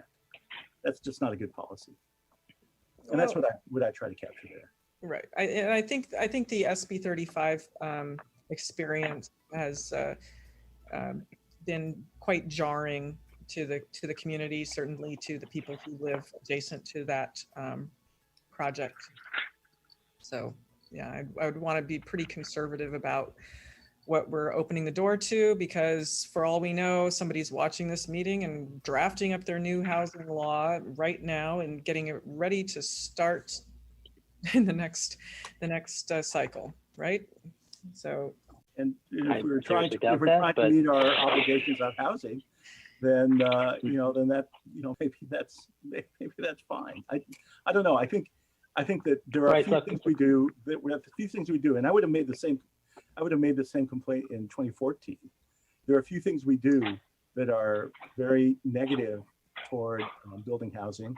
That's clearly a problem, right? I mean, the RENA change. I'm not supportive of the enormous new RENA numbers, right? Because the problem is, at 1,064, it's unachievable given the way the city approaches this. And at 4,000, it's just like there isn't anything you can do that can possibly make it happen, right? But what they did was, the RENA now, rather than reflecting, well, what would you think you can do, it is now reflecting the true need, right? And so I would argue that if that's true need, we're totally off, right? We're off by. So I don't want to get into this rat hole, so I'm going to move on. I'll save my comments. okay, so we do have to come up with okay, so it says remove number 3. Well, I wouldn't remove number 3. I would remove the restriction that Has to be a housing element. that has to be a housing element site. Remove or relax. And you're right. Okay. So just to clarify, Commissioner Funk, what you're after is a little more flexibility, especially for very small infill projects that wouldn't be predicted as a housing element site because you didn't know the intention. Maybe even the landowner didn't even know at the time that that was something that they may have wanted, was potentially housing in the future. It's basically just Is that what you're saying? Yeah, it is. And it's Right. just basically opening the door. I think, Alan, you were involved in that cycle. I was not on the planning commission. Yeah. When the Right. when the housing element decision was made. But what happens, there were like 35 sites, all viewed to have different levels of potential. Potential units that could be yielded. They were all different sizes in different locations around town. And it was just sort of a matter of the model that was taken. Right. Was, well, let's fix something Yeah. that kind of spread things around town. It's a good model. It's a good model. And the spreading part, there's nothing wrong with that. But I think that the problem is, had there been people who owned properties that were, the ones who were not selected to be on that list, it would have been very difficult for them to develop housing. And I would just take that, I would remove that, because the problem is, even if you designate a site and say, hey, I'm going to give you these units, I want you to build housing here, sometimes people don't want to do that. I disagree with changing this, and I think it's been used as a planning tool.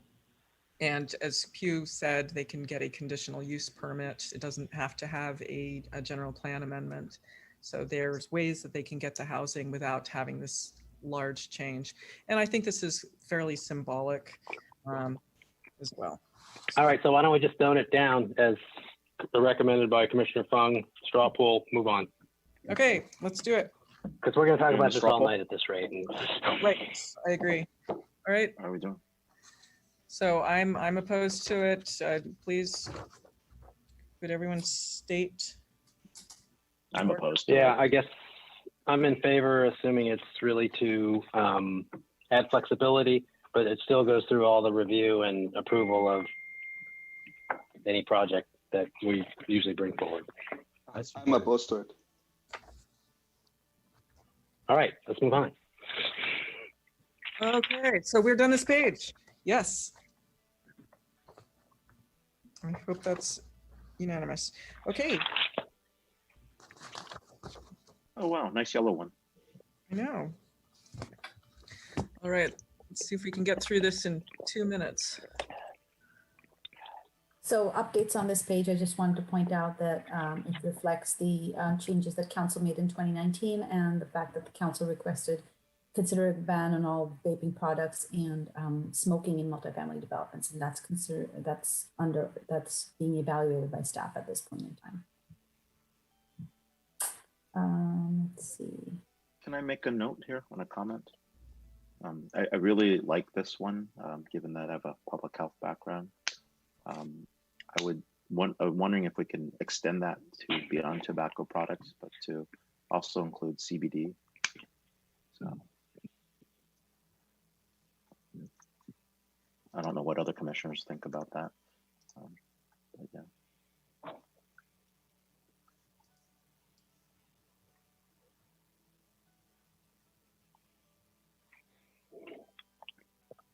So CBD Just to get some drinks. clarification, Chair, may I ask for clarification? Is that for both the use and sale of CBD products? Correct. Correct.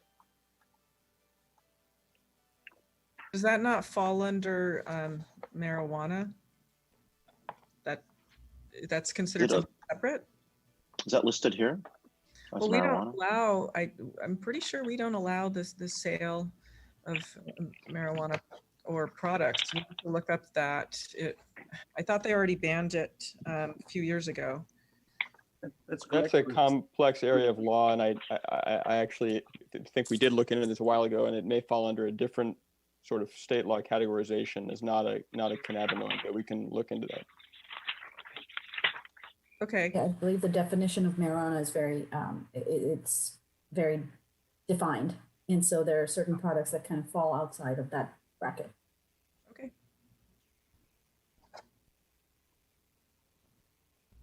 I believe local cities can actually make the bans. It's all subject to local limits and land use restrictions. So we can ban marijuana, including both THC and CBD. It's still an illegal Schedule 1 in the federal laws. So you can ban them if you want to. So if we're more clear about it, if we can seek our council's point of view on that, so legislative council on that. So Seth, if you can tell us what the rulings are, I think it would be useful to find out if that's possible. So. Sure.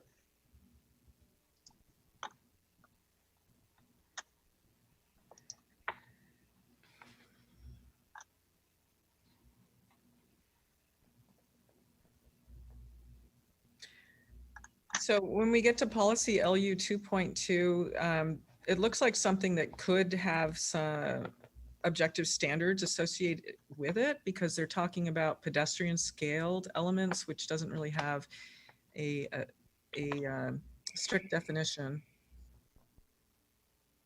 I don't know if we necessarily need to add something about it, but Chairman, if I might interrupt and go back to the ban on the CBD products, I didn't see consent. I'm not sure if there's consensus from the commission on this item. So I just wanted to make sure that we capture that before, whether the commission. I think the wording, and I think a lot of people, this actually is pretty hard to read.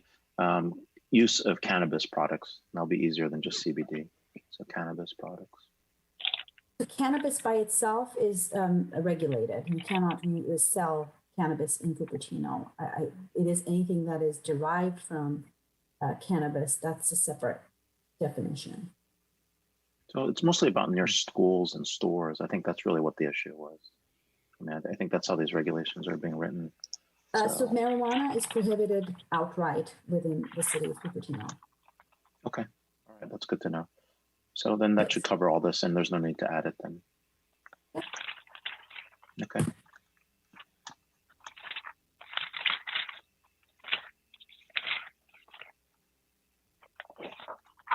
I'm sorry, Chairman, you can go back to number 2.2. Yeah.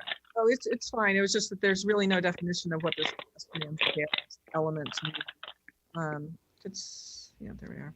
So I don't want to add the definition to it. I think it's getting too micromanagement-y about it. So I'll just leave it. And I think when we got to other questions like having, harmonious step down between developments and residential areas, I think that is worth spending some time on as opposed to this item here. So I don't have anything else to add to this page. Are we ready? Looks like we are. We I'll moved. back up and comment on one other thing.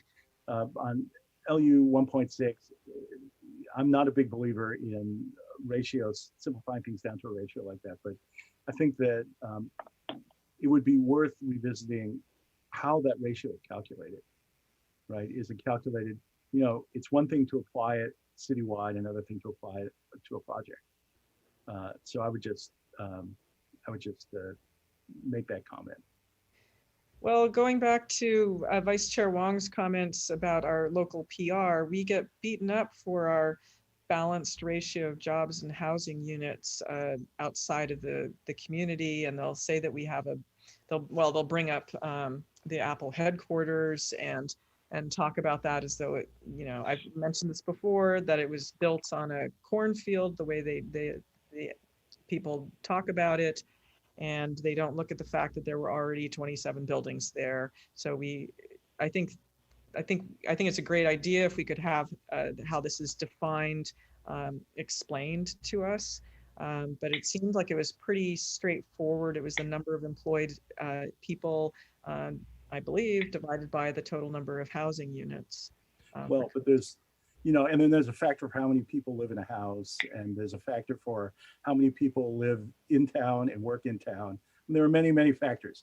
That should just be clearer. So, right, okay. So, I mean, did they just take a straight like 31,000 employees and 21,000 housing units, and I'm getting 1.4, and I've heard 1.3. I get 1.5, almost 1.48. And I've heard 1.3, so I guess it would be good to know how those numbers were arrived at. Was that something like you wanted to, as a study session, and we could go over that just, very briefly, 15 minutes type thing? No, I mean, I think in the next general plan, if you want to talk about jobs to housing ratio, that it ought to be clearer how that's calculated. So why don't we add that as a note? Yeah, that's fine. I like it. No, I think I totally agree with you. Yeah, I agree. That's a good idea. So just so I capture this correctly, Commissioner Fung, what exactly are we striving to do? I think that there should be maybe a more quantitative understanding, a quantitative definition of what jobs housing ratio is if we're going to use that. Or just, more quantitative understanding of jobs to housing ratio. As the city would use it, correct? Because there are other agencies and jurisdictions that use it completely differently. Yeah, that's true. And I think that actually is one of the inputs, right? If there is a mechanism through which that is standard practice, then you would want, that would be a factor, right? You don't want to calculate jobs to housing ratio differently than other places. This came up. And yeah, sadly, there are very many metrics on this, and we've looked into it, and it's a very complicated area of quantitative analysis. What does a job, what counts as a job? What counts as a, they're just, right now, that's a number that can have a wide range because it doesn't, it has many factors that are not well defined. Well, and this is where that 80% comes into play too. If you've got 80% of your people living here and they're going outside of the community to go work, how does that jobs to housing ratio even make any sense anymore? Right. we have enough housing for the people who work here. I mean, well, so what one could argue then that we have failed in housing the people, even the people who work, the highly paid engineers that work at Apple that can't even live here. So, there are many different ways to view that. I think it's just a matter of really, I think if you go to Mountain View, the numbers are not a whole lot different. So, their approach to building housing right. and having jobs is very Isn't putting numbers to it really kind of ridiculous at this point in time? Because there are so many factors that go into something like that. I mean, I think the general concept we're after is don't put all housing in, don't put all office in, but have some kind of balance between them as an overriding general principle versus there's just some things putting numbers to is just going to be a waste of time because you can calculate it an infinite number of ways, and oh no, you should look at it this way, right? And oh no, we have to define that. When the intent is really more on a broad scale, so why don't we just word it that way, and that way, the council that's in has been elected can interpret to some levels of variability. That would be my recommendation. I agree, Ellen, and that's actually the argument. I would say that as a metric, jobs to housing ratio is not a very useful metric. There's definitely something it means. It's not, if you say there's a big difference between 1.4 to 1 and 1.5 to 1, probably not. No, I've seen another metric used, which put Cupertino actually at 1.0, and I'm going to have to go research what it was, but they weren't using jobs to housing the way that we're doing it. You can use employment to housing ratio sometimes, and that comes out differently, but not sure. I think it's the only other way I've seen it. So right, and this is exactly my point. You could use a lot of different numbers and come up with a lot of different answers, and it seems to me it's a waste of time.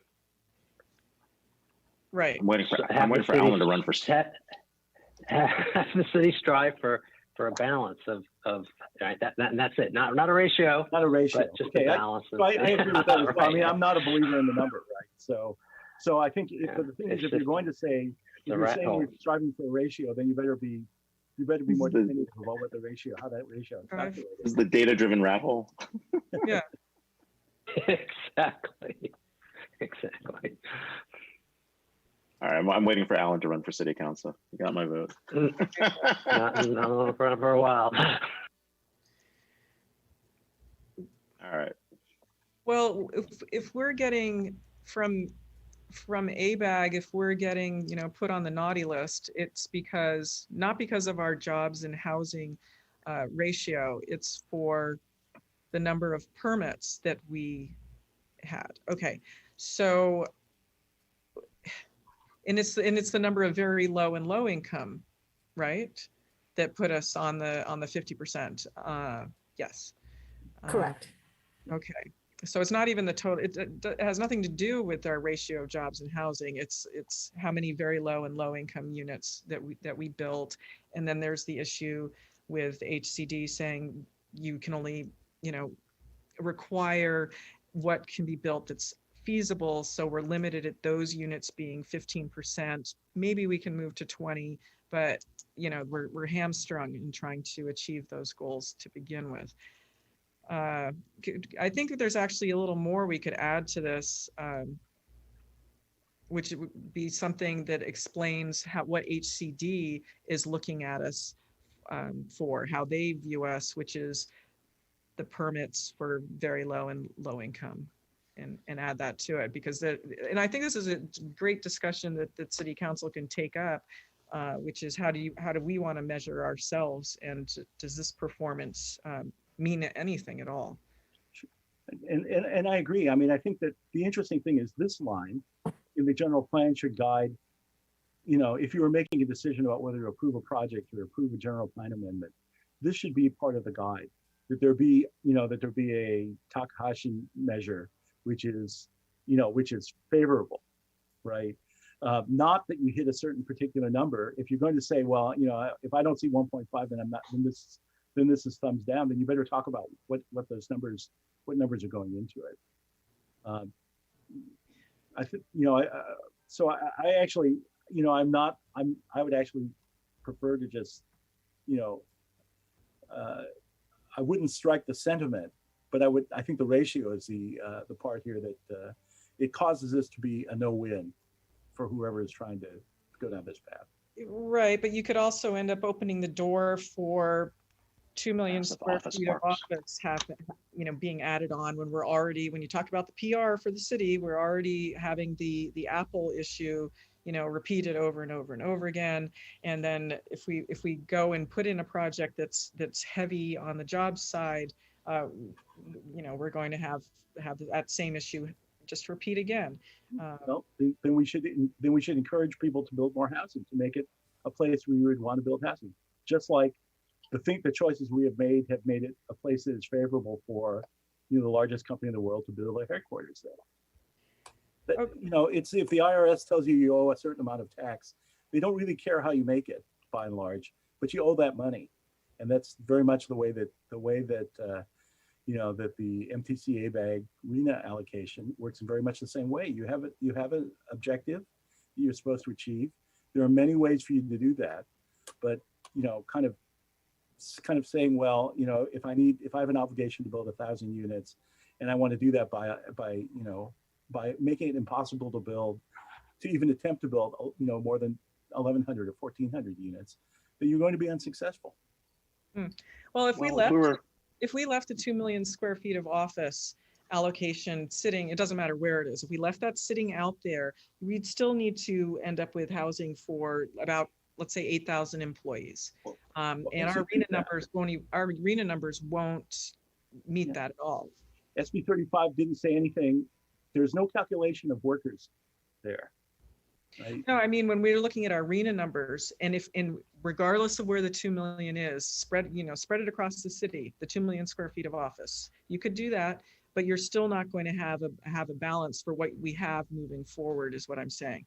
So, because you're talking about site by site, but maybe there's a way that you would look at it, look at the city overall. If you're going to say 2 million office can come in, how much housing should we have? And I think in that, when you look at it that way, you actually do want to have some balance with jobs and housing. How do you do it? I'm not sure, because there's this argument that if you add 8,000 jobs and say you put 8,000, well, let's say we put 4,000 units, will people double up in those units that are working in the area? I don't know. So it's something, it's something on its own that needs a whole lot of discussion. It's just the things you're being graded on. That job number is just not a factor, which is why the ratio is kind of a silly thing. But what we're being measured on by HCD, what is that number? You're being measured on not producing housing. It has nothing to do, if you don't produce housing and don't produce jobs, you still lose.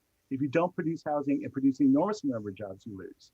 If you produce a lot of housing and you produce no jobs, then you win, right? So that's the message from HCD is very clear. They only care about you building the houses. Pew, please. Just another nugget of information in all of this. In the current methodology and in what they're looking at in providing us or figuring out what the RENA is for this for our city in particular, they aren't looking at what jobs we're producing as a city. They're looking at what the long-term regional job growth is. So even if Santa Clara, Sunnyvale, San Jose, they produce the jobs, we still will get housing. So I'm not trying to, put a wrench here. I'm just adding more information. So they're looking at it as a regional perspective. They're basically looking at proximity to jobs as well as a factor. So if you're within 30 minutes of jobs, or proximity to jobs and proximity to transit, that's what they're looking at, not necessarily how many jobs our city itself has produced. So question to Pew just in general, and I know we're veering totally off on this topic now. We've probably gone down 3 rat holes. but my question to you is, have we accounted for the fact of all the people that have left the Bay Area and this jobs number now? I mean, have they refactored that? Because they're using job numbers from February. They're totally off. I mean, I can tell you at least 10% or 15% of the population has left, right? I mean, they're working from home somewhere else. I mean, this isn't home. So we're definitely seeing that. I did mention this, I'll say it again. The state already provided their number to ABAC in early June, and that was not based on any COVID reductions. There are no COVID reductions that are being evaluated at the state level, at the regional level. Okay, and Pew, did I understand correctly? So the job growth of other cities affected our numbers. So for instance, could that be? Yeah, it could, Google? it's a factor. Okay, so the Google, the Diridon Google project, which is pretty office heavy, it's going to add a lot of jobs. Is it possible that could have impacted us as well? Regionally, it impacted everybody. Now, of course, in the draft numbers, San Jose has to produce 65,000 units, so they have to plan for that. potentially. And so, yeah, and so you know, about when they looked at the entire number, they basically allocated a certain percentage to the South Bay because of its propensity to produce jobs, and what they're looking at in the long range, you know, in the Plan Bay area, they're saying this is the amount of growth that we anticipate in jobs, and therefore they took that housing number that was provided at a regional level, and they basically said this is what we're giving to the South Bay, which was a larger percentage than what went to other counties in the Bay Area. And then that got then divided up between the different communities. And there are certain factors that they apply to that. So now, like I said, proximity to jobs is a factor in that analysis. So it's not just how many jobs did Cupertino, it's not a one-to-one. Right, that's what the R stands for, right? Regional, so. Correct. Right, and there's also the same, by that same token, you know, the balance of housing that would go toward the RENA allocation in San Jose is greatly increased because of the presence of heavy rail and things like that. You know, the fact that they do have a much higher level of transit available. To my earlier point. But there are other factors as well, such as, you know, high opportunity zones. So, you know, the fact that there is good proximity to good schools and other things that kind of factor into that decision as well. Well, I mean, when we look at the overall housing situation and what we have entitled in the past, I think we really should stop really harming our city's perspective with all this weird rhetoric because of one developer and a lot of PR money. I mean, we've entitled a lot of housing in places, I mean, where it can and should be built. I mean, we've already done that, right? And our production isn't that bad. I just want to make sure that we're clearer there. So, I wouldn't disagree on the raw numbers, but the reality is, if you look at the actions of the city and their behavior in that approval, there was kicking and screaming the entire time. So that's actually what, you know, when the city gets a bad rap, that's where it's coming from. I think we get a bad rap because we don't have the PR money, but that's another story. And more importantly, I think it's if people are going to be asking for exemptions and waivers, they need to be scrutinized. You know, it's one thing to be completely compliant and then go ahead. But if we are giving waivers, if we are giving exemptions, if we are approving more density, it has to go through the proper process. And calling that kicking and screaming is essentially saying is that, you know, we should not be doing our due diligence in making sure all the laws are being followed the way they should be, both in spirit and in intent. Well, There's I don't no, know. Excuse me, Commissioner Fung. With the characterization of kicking and screaming, I'm not sure if you're trying to say with regards to SB 35, because you did have two city council members who were trying to protect the city from that, who were essentially overruled. I think we're going down a different topic. If we want to put a note here on policy LU 1.6, let's do it and move on. Did you have a statement, Commissioner Fung, that you wanted to put on there? well, so I think that it's worthy for the city to have a discussion about seeking balance and not necessarily a ratio. Maybe that's a better way to say it. Right? If you want to use the word ratio, then that needs to be clear what that ratio is. If a better solution, I think, really is to say, I would encourage that we not use ratio there.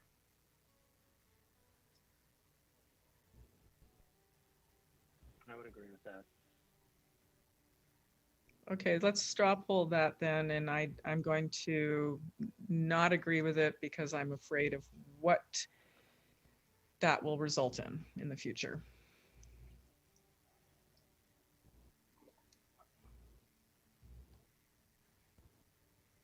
I'm looking at this and I'm trying to figure out, I think the intent of this was really to make sure we didn't overbuild in one area versus the other, right? I think that was the intention, right? And I'm not trying to figure out if there is a metric or if there is a way to count this in the right way. And so I'm okay with it right now. I'm sure we'll come back to it at some point once we see what the HCD numbers are, arena allocations are, and more importantly, you know, if we have to work out all these metrics in a definition of a job versus someone employed versus, you know, what's a housing unit? I don't even know what those definitions are behind the back. So I'm not sure where I am on this, other than that I'm fine with it as it is. But I think the intention was to make sure we didn't go crazy one direction or the other. So. Right, and if the thing that I'm concerned about is that you could have a developer come in and want to build a lot of office at a project, and that we have no way an argument for not having that. And so I'm leery of this, and I could see us having more projects which are going to worsen the housing shortage. That's my concern. I think Why would that I agree be? with I mean, you. I Pardon? want to clear the air here, and I'll answer Alan's question too. I want to clear the air here. I don't think, I would say this with complete sincerity, I don't think there's anybody on this commission, oh, lights went out here. I don't see that it's a seriousness without on this commission that anybody doesn't want affordable housing. I think everybody here is supportive of affordable housing.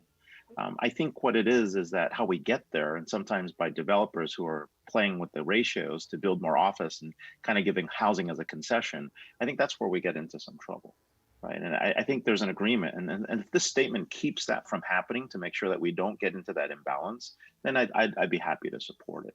So that's probably another way to do it.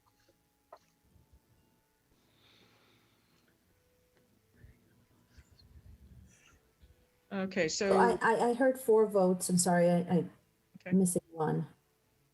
I think I'm missing Commissioner Saxena's vote. Yeah, I'll go with that.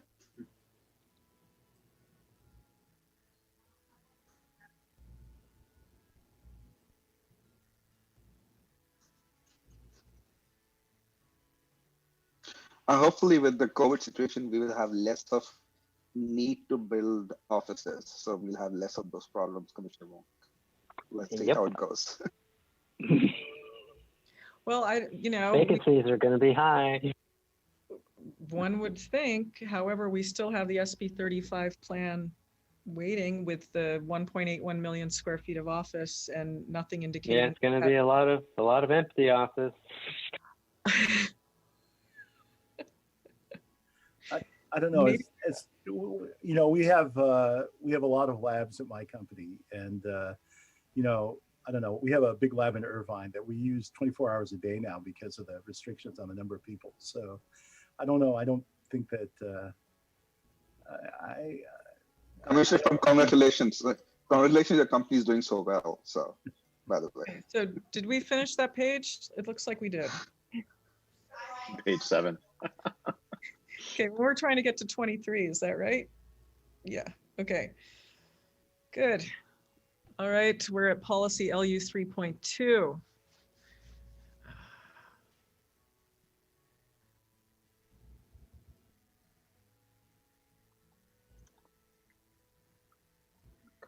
Commissioner Moore, can we refresh the public on what the staff is what the project is to clarify existing language, just so everybody knows what that is? Is underlying project to clarify. Certainly. Yes. Chair Moore can answer that question. There is a work program item for, I believe it's called objective standards, which pertains to objective standards or language that the city can clarify while complying with state law to ensure that we can implement these for streamlined projects and for all projects essentially, because we can't make exceptions for streamlined projects. And so we're working on that project, and we will be presenting updates and potentially amendments in winter of 2021. Thank you. Could we go back to, I'm sorry, policy LU 1.5? This is actually one where you could get a statement about pandemics in here, possibly.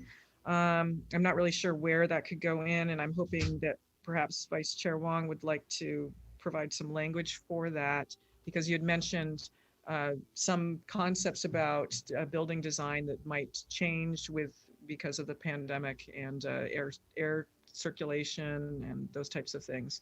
I'm sure it's 1.5. 1.5 is the ban on community health through land use. Right, but it's when you look at the actual, in the general plan, policy Got it. I understand. only has that part, the strategy. Right, right. Got. I understand that. Yeah. No, I think.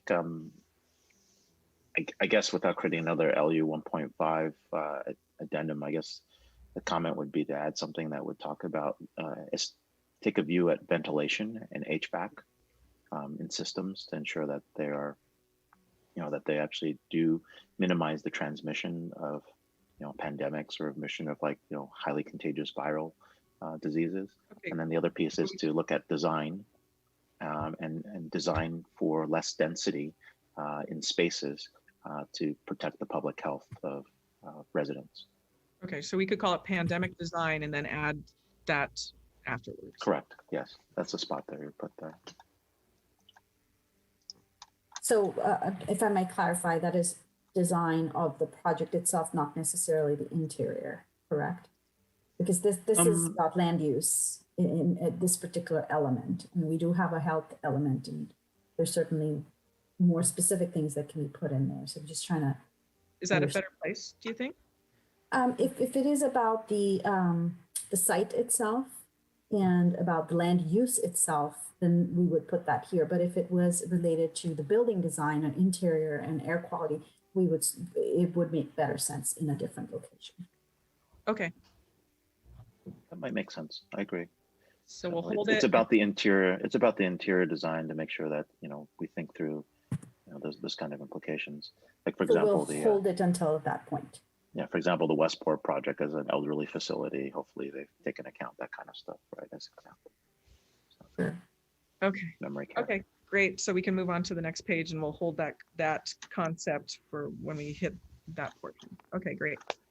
Quick question. Someone put a comment in here asking about public comment, and I don't know if we're going to provide spots for public comment at some point. Just a process question to the chair. I was thinking we would go through to item 23 and then take public comment on that. Do we have consensus on that, or would you like us to break? We've done this before. Does Seth recall, did we go through to the end and then take all the comments? I think you broke in the middle just due to the length of the item. And We're not quite at the middle yet, but it's up to you. Okay, so why don't we go until get till the end of this page, and when do we get to the middle? That'll be, how far are we in right now? I can't see the page number. We're at 5. Okay, is that correct? We have no obligation to finish, to get to a certain point in this either. I mean, that's, we could time bound it. There are probably 10 scheduled meetings before the time when this would be forwarded to the council anyway. So. Okay. So we need to figure out a way so that we can hit these items a little bit faster and get through a little bit, pick up our pace. But some of this discussion I think is really important, and you can see that there's some controversy. So why don't we get to the end of this page, and then we could take a 5-minute break and then go to public comment. Sound good? Okay. So what do we have here? In terms of edits, it's just the second sentence in the first row, and actually the second sentence is in all of the items here on this page. Okay.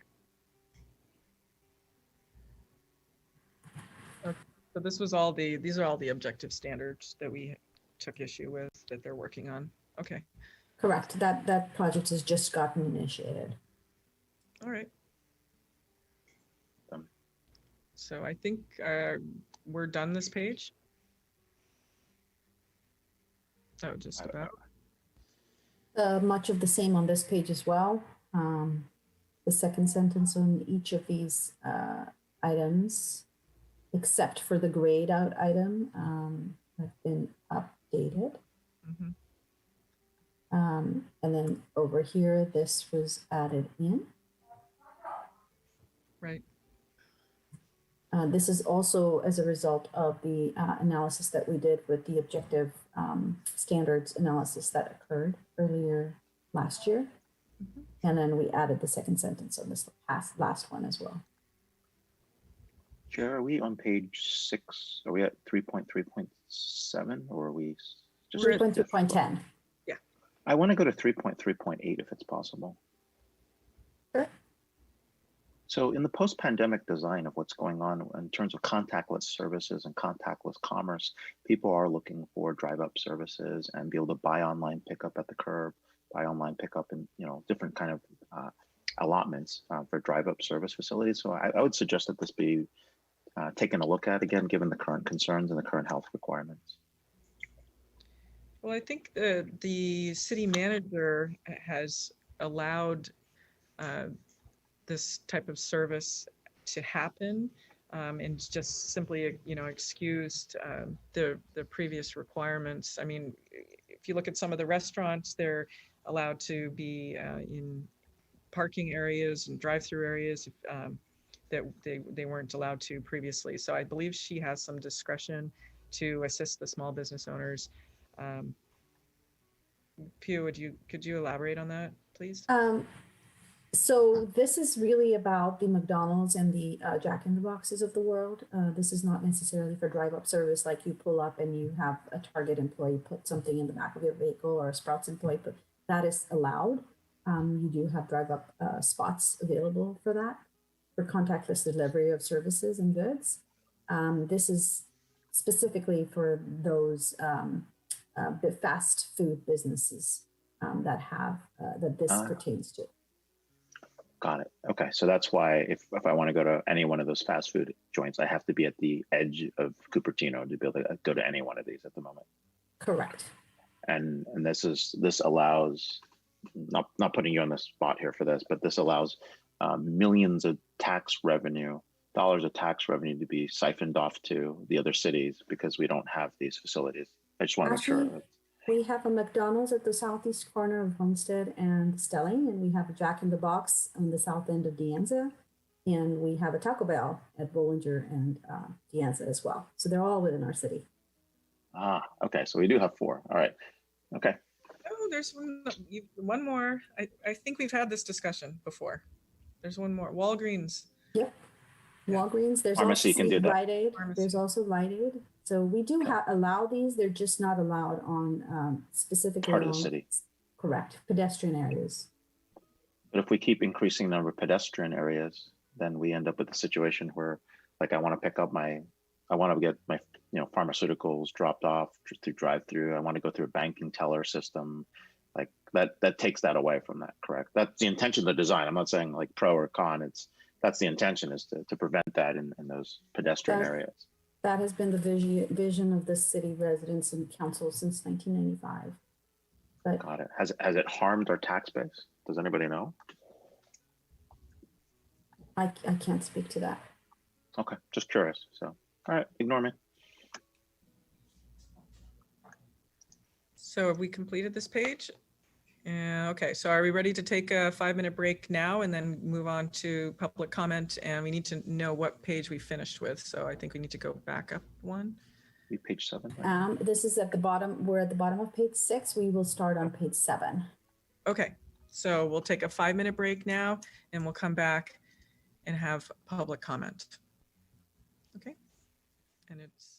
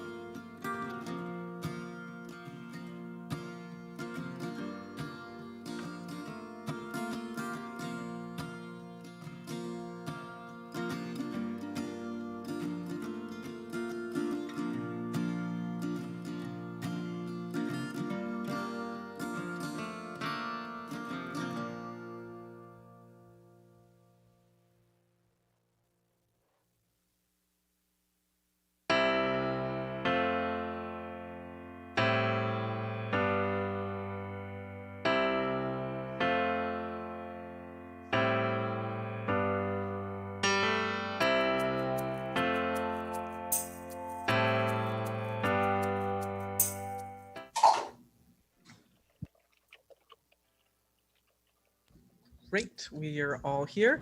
Okay, so we are now going to open this up for public comment. I see 2 hands raised at this time. The first public commenter is Jenny. Jenny, are you there? Yes. Hi, Kitty. Can you hear me? Yes, it's Jennifer. Okay. Yes. Yes. I'm sorry. I'm learning how to do Zoom on a new tablet, which is real interesting. Yeah, I just wanted to make a couple of comments. The first pages that you all were talking about, where you were talking about office size, not office size, how many square feet there would be for an office employee. And I think that the documentation had 300 square feet. I think we need to look at that again, especially with the COVID situation. I cannot begin to state that COVID has made such a difference in just a mere, 7 months. And I will tell you right now that the MTC and the ABAG board for RENA are being extremely irresponsible for not putting the pandemic figures into their calculations for the arena numbers, et cetera. When you all had the discussion about what the pandemic would be doing possibly to office space, jobs, people working from home, the projected numbers, I was shocked that the MTC, I'm sorry, not MTC, that the ABAG executive board that are making the RENA numbers would not be taking into account the pandemic. I'm sorry, I don't care how much work they did or think that they did. Reality is that a lot of things have happened and changed in the last 7 months. And I think that I think it's going to be June before we have vaccines, that it is going to change the nature of how we do work in the state, and it may have repercussions for long periods of time. I will say again that I do not think that people should be listening to the ABAG executive board for the RENA numbers if they do not acknowledge that the pandemic is happening. We all have had to make accommodations and change what we're doing. That means that ABAG needs to get with the program and look at how the pandemic has changed things. The apartment rentals in San Francisco are down 20%. Okay, so I will tell you right now, I'm extremely critical of MTC, ABAG, and the executive board. All this money has come from PAC money. It's not from the general public. They're trying to limit local control. And some of the shenanigans that are going on in Monte Sereno that are associated with the ABAG executive RENA board need to be looked at. We're not blind and stupid. You know, we can see that there's a whole lot of dimensions to the RENA numbers, and the RENA numbers, it's a stack deck. It's like a. I need you to wrap up, Jennifer. Yes. Okay. I think we need the places where you all were discussing the fact that the RENA numbers need to be looked at it again. We need to do that, and I plan to be at the city council meetings to follow this along, because we cannot have people that are not elected, that are appointed to the board, making decisions for everyone else in the state who are used to voting people into office and not having people appointed to boards that are irresponsible and have no knowledge of the real world. Thank you. Okay, thank you, Jennifer. And next we have Lisa Warren. Okay. Lisa, you there? All right, I had to unmute, sorry.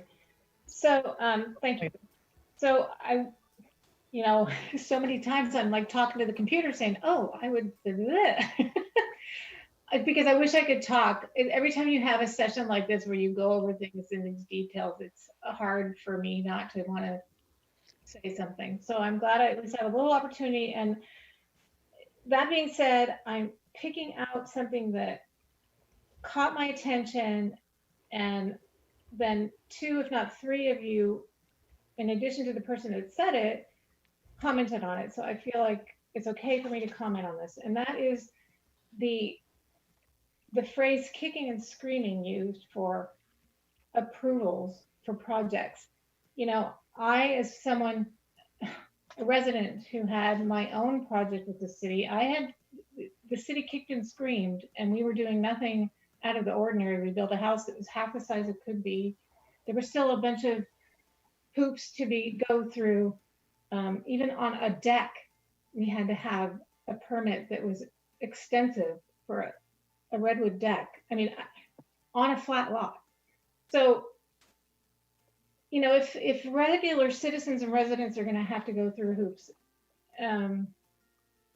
so I think maybe Commissioner Takahashi, I don't know who said it, but there should be an expectation that there's some kicking and screaming going to happen.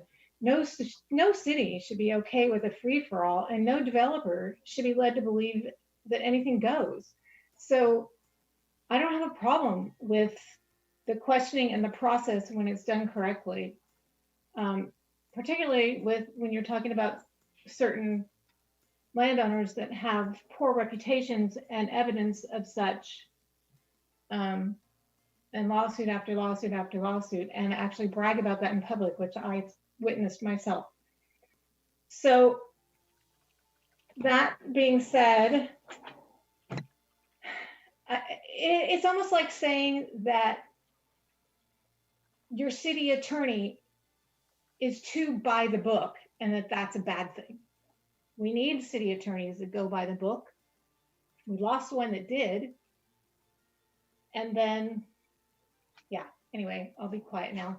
Thank you. I know this is a long process and I super appreciate it's happening, and I'm glad you guys are being able to have discussion about it and come to consensus or not, but at least get ideas out there. So thanks.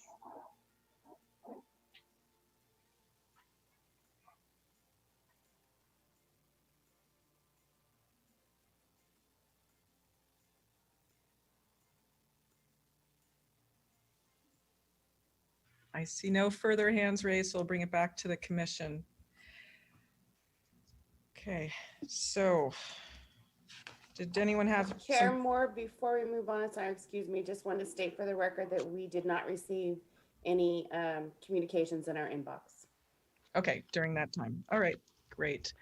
Did anyone want to add to any of the topics that the public spoke about and revisit anything, or are we fine with what we have and we're still ready to move on to page 7? Alan, I think you're speaking, but I can't hear you. Sorry, I was muted on the phone as well. I said, I just wanted it for the record that it was not me who used the term kicking and screaming. Just yeah. Okay. So are we on page 7? Yes. All right. Do we have some agreement that we're going to try to pick up the pace here? I hope. Please. Yes. Great. For page 7, I just wanted to state that the changes made were an addition to the second sentence here on the top. No other changes have been made to this, except for the addition at the very bottom row with that second sentence. Okay. So the first, could you go back to the first one on the top of the page? So I'm following along here. That was 3.3.11. Correct.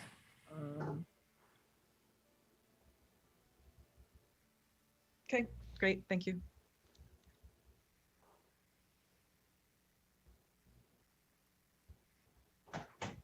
And via, okay. So there was something that we had spoken about for wanting larger canopy trees, and that I'm going to assume is in the comment section, the public works policies related to street tree planting. So is that's the proper area in order to? For the larger plantings, I know that this comment had come in through the objective standards review process, and so it's captured in that area over there. Great, we've got it. Super, thank you. Did I move to page 8? Actually, related to that, I had a general point. It came up in a couple places when I was going through this around perhaps there should be a revisiting of the recommended plantings. This is just something where I think we've seen enough issues coming along about applicants who are kind of we're following the rules. Does it make sense now? So that's just an area where that warrants some further examination. And I think that's probably something that's happening on an ongoing basis anyway. But just as a comment. Commissioner Fung, you're talking about, requiring drought tolerant plantings and right, that type of thing. Yeah, I think it's just a matter, the city has actually done really well at, in practice at trying to kind of stay at the forefront of the kinds of things that should be, the kinds of plantings that are required. So I would just, I would make that a more visible part. I mean, that, as a comment as a commissioner is to make that a more visible part of the general plan or the general plan process.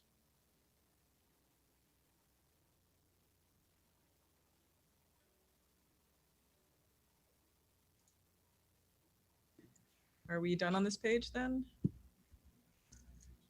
believe so. Any further comments? So we're moving on to page, so we're on 8. I have nothing to add to 8. How's that? There have been no changes made to this page since the last annual report. Right.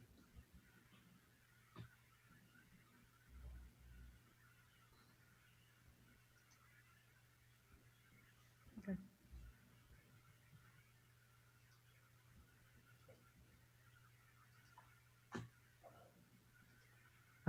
I do not believe that any changes have been made to this page either. Actually, the question about 6.7.1 is just a question. I'm just curious, does the city maintain a heritage tree list today? Or is it just designated by size? No, so heritage trees have to be designated. It's not by size. Protected trees are by size, species, and where it's located.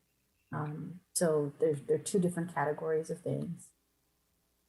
Do we have a program where the city goes out and sees if some development trees are not where they're supposed to be? I'm actually thinking specifically about the post office, and I noticed that there's some grates where there's supposed to be trees in about 3 locations. And how would we go about having those trees, installed there? Because there was probably an agreement at the start in the landscape plan that was approved showing them, and now there's nothing there. So this is part of about getting the shade trees and the large canopy for the area.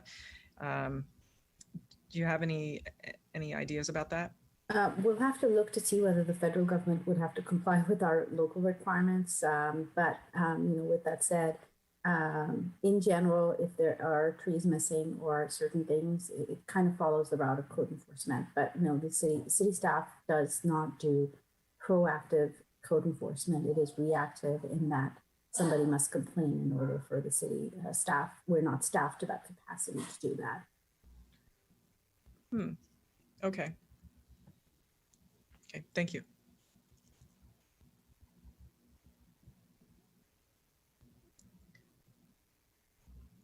Oh, could we return to the public art statement just for 1 second?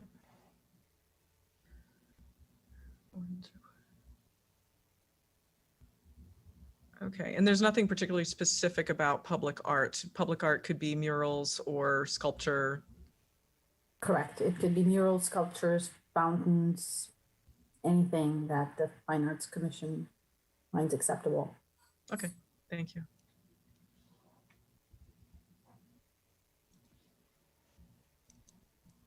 Good.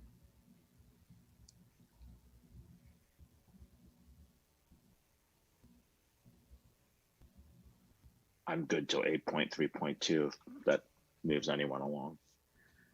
So I comment on 8.2 that this is kind of a vague thing, vague statement.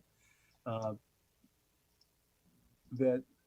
doesn't necessarily mean there's a definitive statement that can exist either, but that I think that perhaps doing something like, whether it's, you know, that the city should discuss a mechanism where you could have a better understanding around, you know, revenue generation, you know, that kind of thing, just to get a sense of what does that, you know, what does that point mean.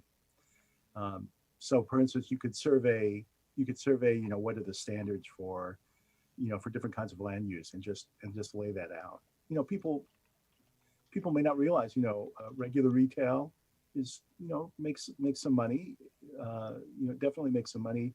Entertainment retail, you know, a movie theater is very, you know, is a big money loser in most cases. So just being able to understand those categories would be, I think, be a useful thing to support the context of the general plan. I like that idea because, you know, it makes me think about gyms and all of our tutoring centers. So is there a way that we could not necessarily, well, maybe on a work plan, because we're supposed to be developing work plan items. Why don't we have a work plan item where we're looking at land use and revenue, and so that we can make some decisions, because like we're going to be looking at citing the 4,000 to 6,000 units, and what kind of combination with residential do we want to be encouraging and where. But I think that's a great idea, and it goes into the fiscal responsibility issue. And if the city's going to be losing revenue going forward, how can we plan to help that as much as possible?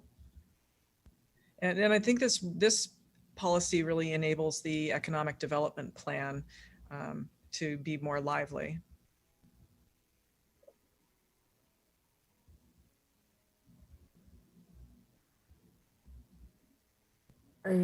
Chair Moore, are you going to conduct a straw poll on this one?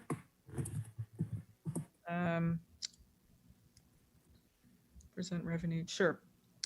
And I'm certainly for it. Yeah, I would agree.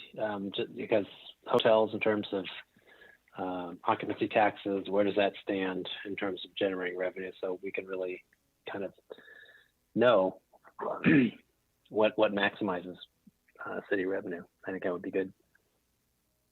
I support it as well. I support this as well. Commissioner Saxena? Yep. You support it? Yep. Okay. Great.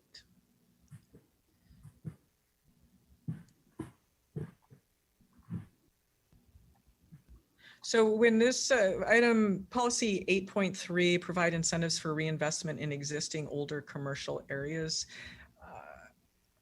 In my mind, I'm thinking more in terms of, you know, a New England old mill building being converted into offices and condominiums. So do you know what the intent of this policy is, Pew?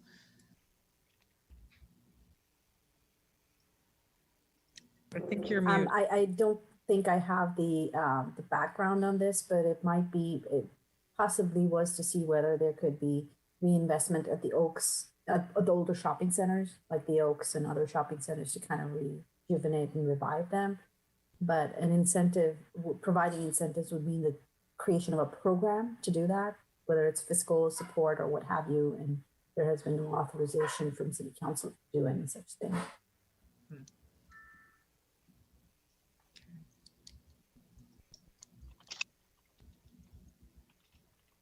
Well, it reads almost like trying to prop up a failing operation. I don't know if I'm understanding that, how it looks. But that's kind of what it's sounding like.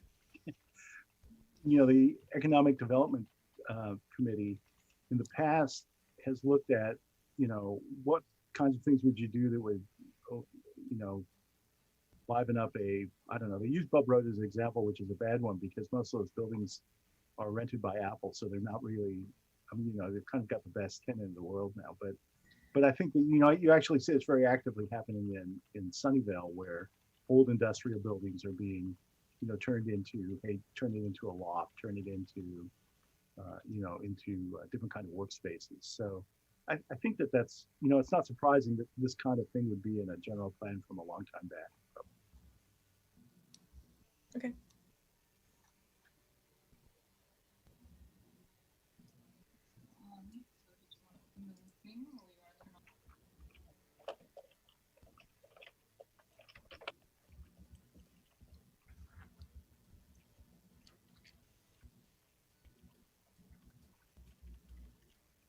Okay, are we ready to move on? Okay, looks like it. I think I'm stuck at 8.3.2, but that's, Let's go back. yeah. My only question here was really, we need to make sure we have enough parking, especially given where we are in this post-pandemic world. The war against the car has been ridiculous. And I think that, we're basically a commuter station, right? And so if we ever build a Costco, if we ever build something else in place, we got to make sure there's enough parking for this stuff. So, I mean, and we also have multi-generational families, right? So one home might actually have 3 cars or 4 cars, depending what people have.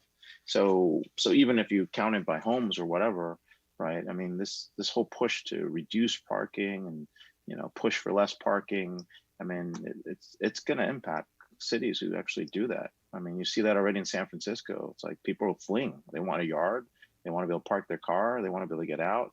We see car sales going up. I mean, so you see DMV registrations in our city. If you look at those numbers, I mean, it's like 2.53 per house. So I think it's important to make sure that, we take a look at this. So make sure that, we keep the parking standards close to 1 to 1 per individual. So a driving individual.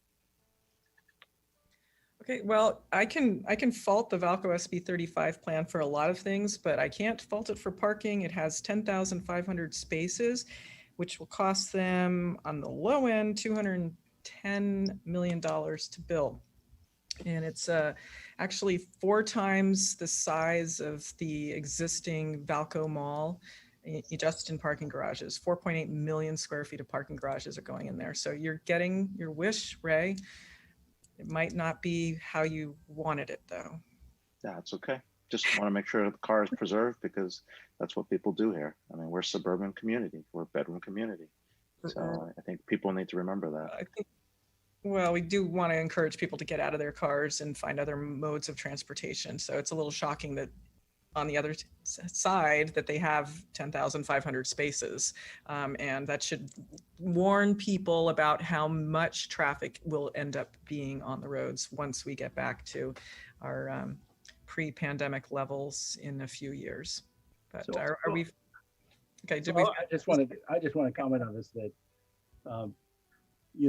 if you count the amount of parking that was at Valco, old Valco, that would have been greater than the amount of interior space as well. And that's true as well at Apple Park. Even at Apple Park, there's more car space than there is people space, even with the 25 or 28% reduction. So. Oh, this is worse. The Valco SB 35 is worse because the parking garages are 2 levels deep and they extend to the property lines. So you just forget about the building. Everything that you're looking at the sites now, it's all going to be underground parking. Plus there's above grade parking, 9 stories inside of those residential buildings, which I can't imagine going through a parking garage 9 floors every single day in and out to live, but that's how it is designed. So Well, it's actually quite a lot of parking. I think we're a little off topic here, but I think that what you're saying is you don't agree with Ray that there is a war on parking. Not this, well, SB 35, you weren't supposed to be, they incentivized you, I should say, to not have to build all that parking, but they went ahead and did it anyway. So yes, we're off topic. I think we're done this page. Is that right? Yes, we are. Okay.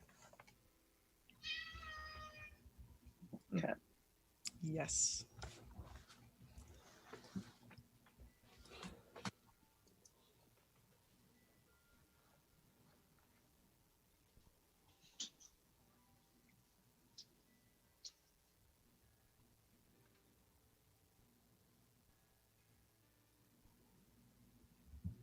I'm looking at this page and I don't believe any changes have been made to this page since the last, You're talking about page 11? page 11, yes, correct. Yeah, There were it no looks changes. the same. to page- Yep, no changes since the last time.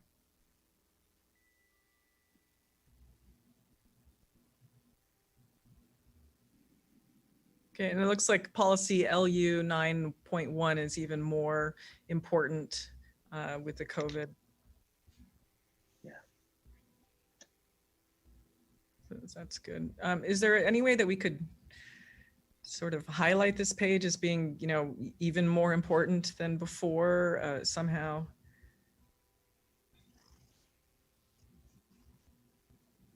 Or just highlighted this as, you know, star it somehow? Are you specifically talking about policy LU-9.1? Probably 9.11 also. Well, definitely 9.11, because that's talking about the economic development strategy plan. Hmm.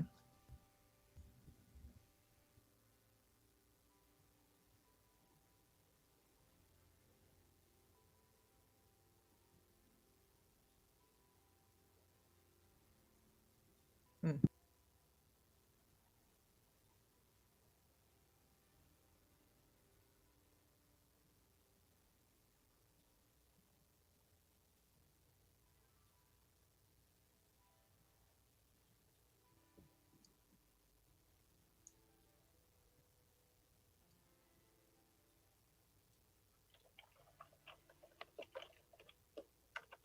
So do we have any further comments on this page? Nope. Okay. Looks the same as last year. On page 12.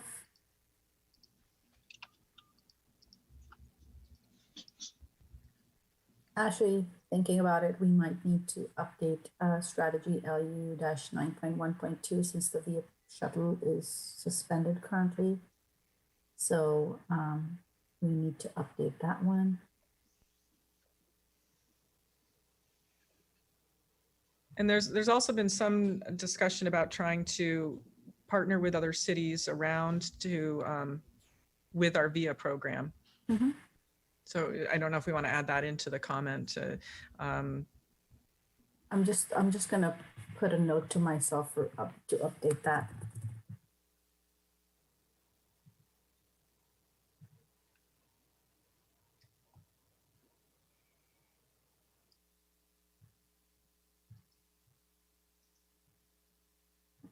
I don't believe there are any other changes to this page.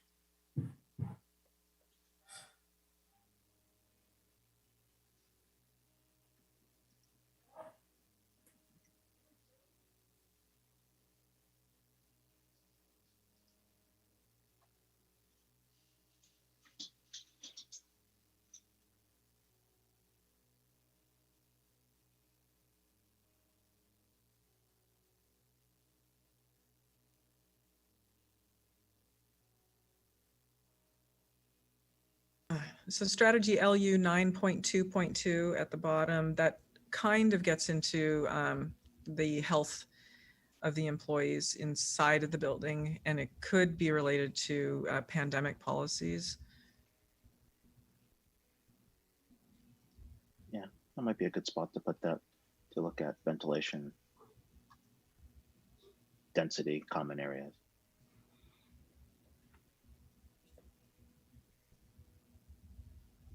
You're talking about employee density.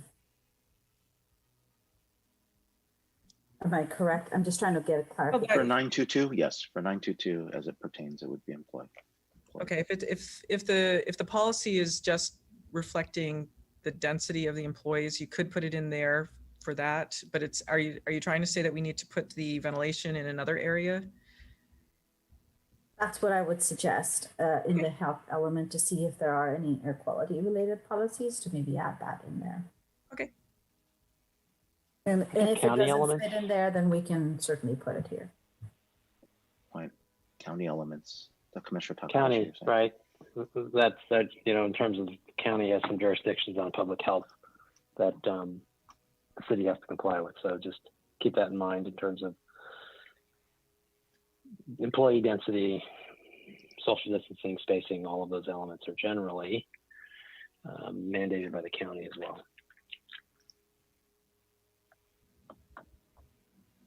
Well, okay, but like the city with regards to like wearing the masks was pretty proactive about that. So they were ahead of the county on it. So there could be, I'm not saying that there would be, but there could be an instance where the city would actually want to come up with something on their own that the county may have overlooked.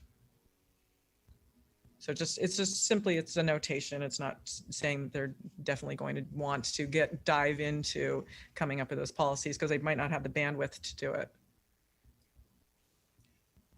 So something like more generic language about pandemic related and not necessarily establishing standards because who knows what kind of a pandemic comes about. Right. That's good. So since we're in the economic development area, I'll just comment that, you know, I certainly don't think there's anything wrong with trying to encourage healthier buildings that are supportive of health. But that is something that, you know, uniformly, that should be uniform across the, you know, across the city, and something that should be a consideration. You know, that's something to balance. You know, if you want Costco to come here, but you tell Costco, hey, you know, we have a ventilation requirement that is much higher than what you have, then they won't come here, right? And, you know, I would also say, I mean, you know, for instance, it was interesting to me, you know, I'm a supporter of the library, but, you know, the council took an action recently to move forward with the library expansion. You know, from an economic standpoint, it's an interesting one because, you know, that was supposed to, you know, a lot of the funding for that was supposed to come from the Hamptons project. That wasn't there. So it's really, this is a taxpayer thing now. And the design is at least 5 years old. So, you know, you kind of raised the question here, you know, if you're going to do this, you know, would a library look different in the future? I mean, that's a perfect example of something which would be heavily impacted by COVID. But, you know, we didn't really apply, you know, that constraint to that design. So, I mean, you know, of course, it's going to go back and be reviewed at this point. And there will be federal and county considerations, but you want that to be, you know, you want that to be a good thing. I don't think it's necessarily, you know, so I'm not saying don't do the library, but I am a little, you know, it's not, this isn't a thing you put up that makes it hard for some places and then ignore it for others. Well, Commissioner Fung, I guess might have a drive-through library. They currently pretty much do. Yeah. It's pretty much you drive and yeah, and they have hours and right.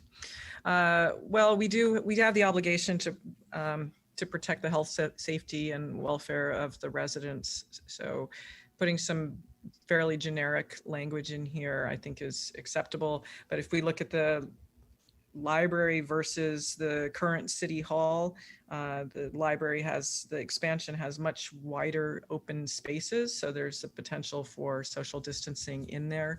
And the way they configured it with the separate spaces, they could remove walls. It's actually a pretty good design in terms of what they can do in terms of COVID. And So I think I'm just saying that in some respects, you know, we need to be careful. This is something we've talked about before. You know, when you create regulations, sometimes we're creating regulations which are done with the intention of discouraging things from happening.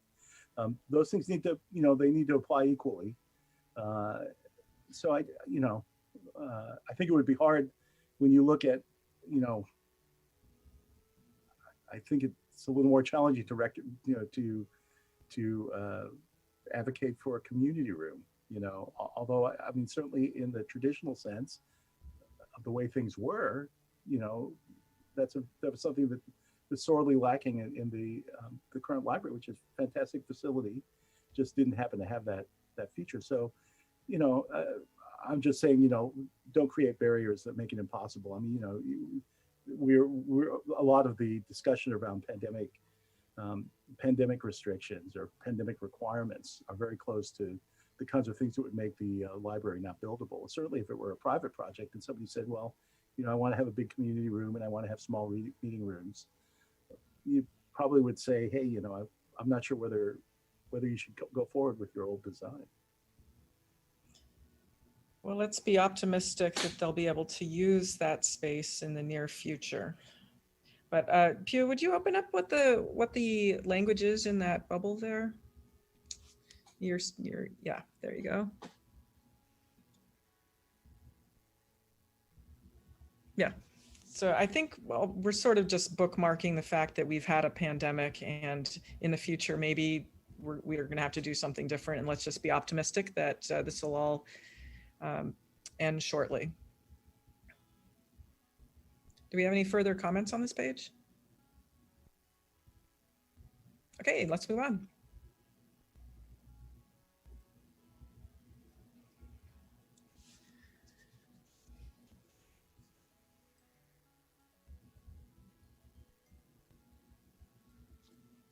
I don't believe there are any changes to this page since last time. Right.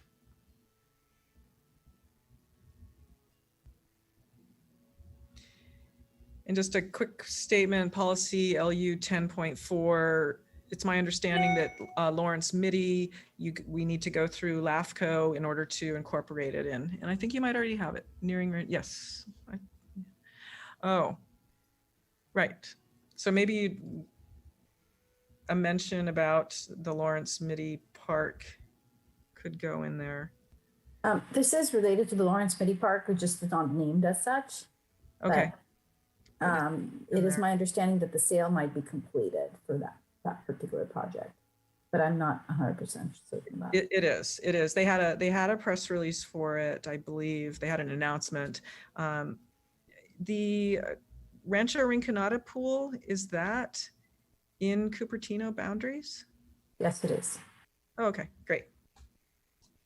Okay, anything It else? is, but it's subject to a special tax area right on the Rancho Rinconada area, so it is Correct. a co.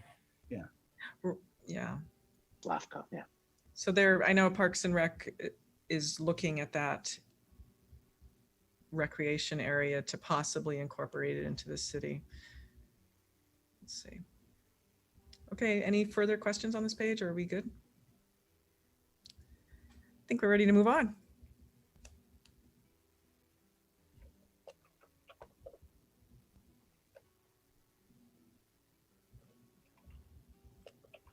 I have a question about LU 10.4.1, and I think that we would be the ones who would want to have the taxes shared with San Jose, where we would get some of their tax dollars that they're getting from places like Home Depot and the hotel at Stern, the transient occupancy tax that they're going to be getting there, because it seems like San Jose really managed to get some prime territory on the Cupertino borders that they can get the tax dollars from, and we're losing out on. I don't think that maybe Deb can negotiate something where we could actually get some of their tax dollars, but I can't see other jurisdictions coming to us and trying to take from us. So I think this is optimistic. I can't see it happening. I don't know what the other commissioners think about this. I would say that if there's, like, for example, space that's adjacent to here in Sunnyvale, or space that's adjacent to here in Santa Clara, or here against Saratoga, or on the border of San Jose, where you might build a larger shopping complex. I mean, that might be something where this could actually happen. So I agree with you. I don't think any jurisdiction is going to want to give up their tax on our edges, but it's also a reminder to us to really think about what is our business strategy, our tax strategy, or revenue strategy for the city, right? Because if we're letting all this revenue leakage occur on our edges, it's kind of scary, right? I mean, so I think it's important to have that tax base within the city boundaries, but I'm not going to add anything to this. I think it's a hard thing to do. Right. Whoever put that down there. Right. It was very optimistic. In recently looking at the Santa Clara County tax assessor map at the Apple campus, the northern part where the spaceship is had an assessed value of around $800 million, and that's going to Santa Clara schools. And then the southern part assessed at around maybe $680 million, and that was coming to Cupertino. So I think somewhere they made an agreement to do that, which I don't know what people think about it now, but we have made these kinds of agreements. Okay. Yeah, but that was the project as it was being developed. But you're proposing that to go back retro and try to collect moving forward on something that's already been developed, right? Oh, I Yeah. think getting this to happen would be really hard. Good luck. Yeah, I think yeah. we need Right. steps for you. Seth, can we do that? Commissioner Saxena? No, I was just asking our city attorney if we could do that. If you could collect retroactively, I Commissioner Saxena, I don't know. I don't think so. Okay.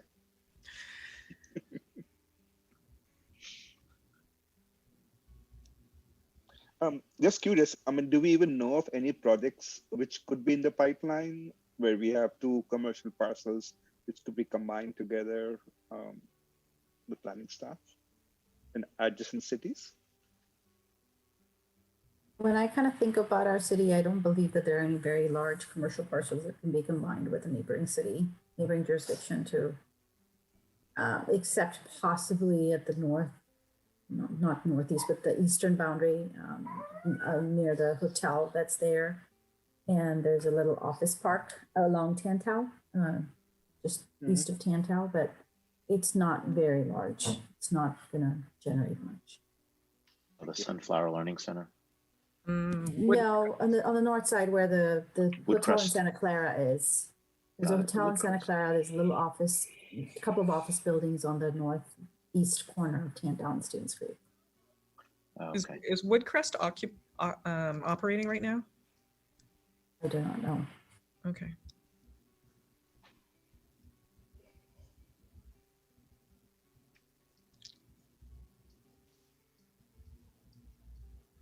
Oh, this was the one about the allow item LU 11.2 De Anza College, allow land uses not traditionally considered part of a college to be built at De Anza College.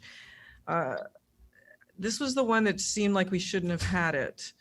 Right, this has been updated, the note's been updated to say that city does not have land use or permitting authority over state facilities. Great. But it may not be a bad thing to plan for in the event something happens to that land, you know, what happens, just to kind of put a placeholder. But with that said, no, currently we do not have any land use authority over that. Right. And I think I asked this before, that also includes height. They could build at any height that they want. They could, right. Interesting. Okay.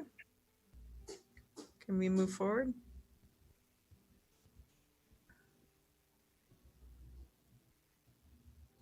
Sounds good. Move forward.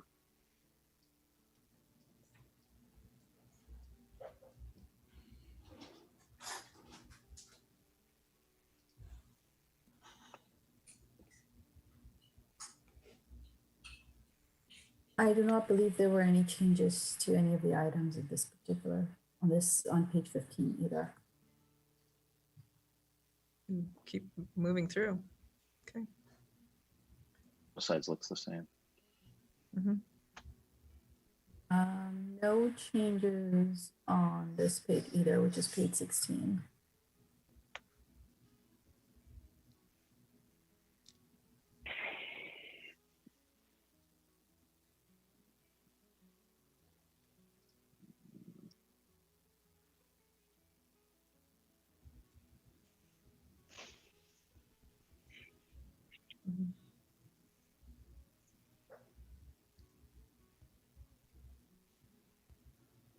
Items on this page have been amended.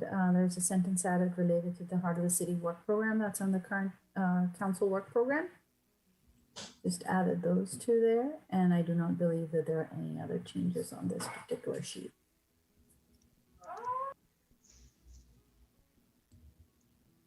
That's on page 17.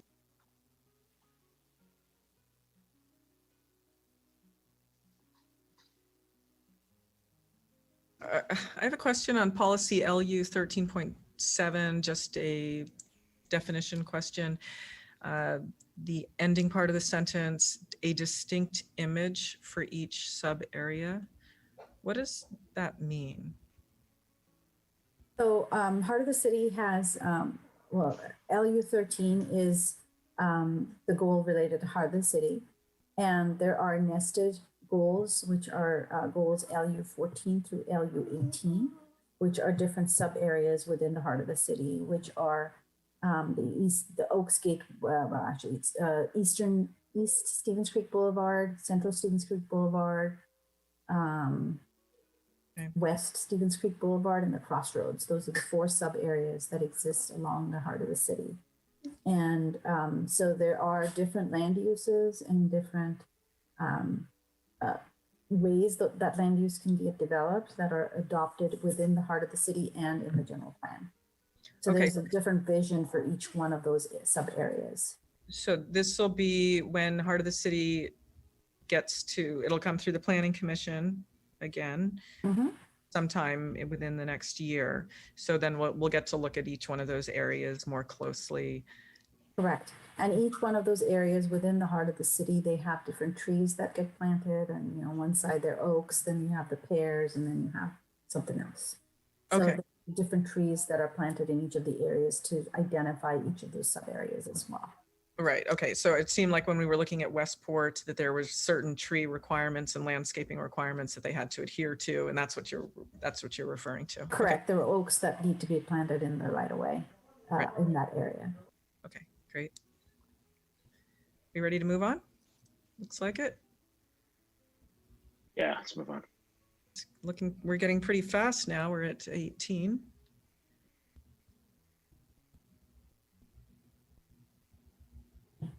So on this page, I believe the only edit has been to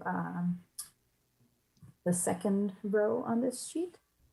And I do not believe that there have been any other edits on this particular page. Okay. And again, when we get looking at the Heart of the City plan, we can make sure we've got the large tree canopy and perhaps the pollinator pathway type things added in there. Into the Heart of the City, yes, not in the general plan. Right. Okay. It's all good. Same thing on this particular page. I don't believe there have been any edits except, this actually needs to get updated, and I will put a note for myself. Right. Oops. The books, yeah.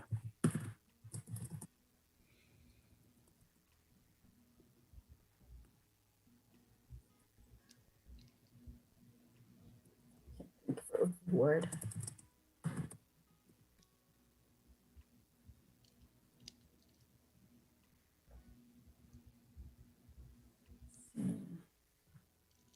I don't believe there have been any edits to this page either.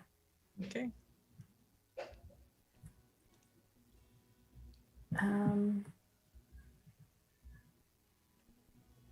On this page, I believe there was just a clarification made at the last row, essentially to say that this policy will be implemented with new development when it's proposed at the northwest corner of DNZ and Stevens Creek. So in our research, we found that easements exist on the northeast, southeast, and southwest corners of Stevens Creek and DeAnza to implement this particular strategy in the general plan. But we found that the building itself, as it exists on the northwest corner, kind of frames it and sort of creates that easement, but it's not recorded on the property. And so we basically acknowledge that when that property redevelops, it'll be implemented at that time. Land of the southeast. Okay, so you said here, land at the southeast corner, that's Cali Mill Plaza, will remain a publicly accessible park. So it's Correct. a publicly accessible park on private land. Correct. Okay.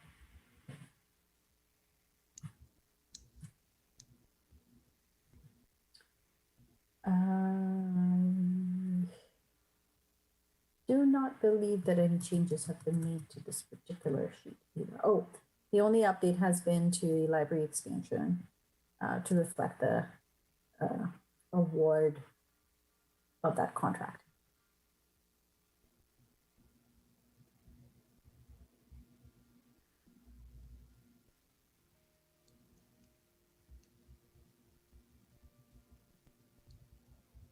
And we're on page 21.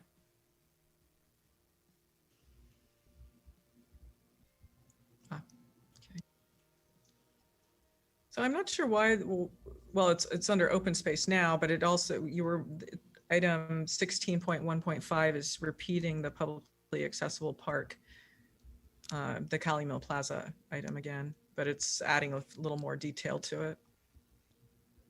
Correct. The first one is referring to all the different open space areas, basically to say that intersection will be framed by these open space easements or areas. And then this is a little more detail in this particular, which is the city center node.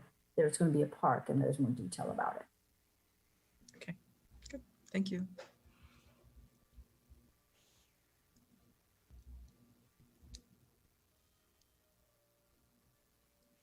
I don't believe there are any changes on page 22.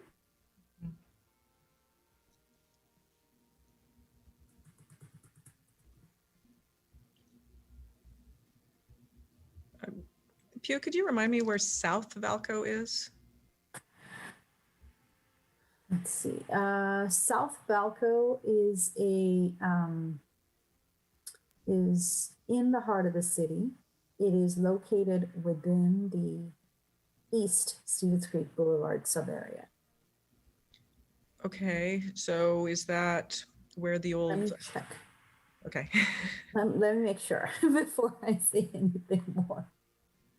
My concern, I'll just go right to it, is whether or not we have a requirement on Valco Parkway just east of Wolf for ground floor retail, because my thoughts were that it would help the ground floor retail that's on the south side of Valco Parkway. So I'm wondering. So South Valco is on the within the heart of the city specific plan, but the retail requirement that is within the heart of the city only pertains to Stevens Creek Boulevard, Okay. not along Valco Parkway. But in South Valco, if anybody wishes to get the 60-foot height, they need to provide retail in order to get to that 60-foot height limit, which otherwise would be 45 feet.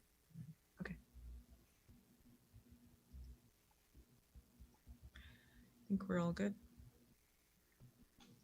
Chair, process question. Are we stopping at 22 or what did we decide? Was it a time bound or was it a page bound?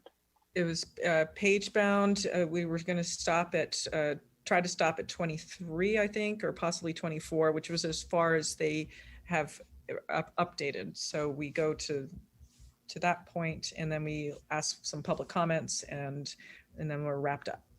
Okay, good to know. Thank you. So we're at the top of page 23 and I have only gotten to the first row in page 23. I have not made any edits past that. So we're done. Yep. Okay. Hey, huh. That's good. Okay, so we'll open it up for public comment. Let's see. I have 2 attendees. Right now, there are no hands raised.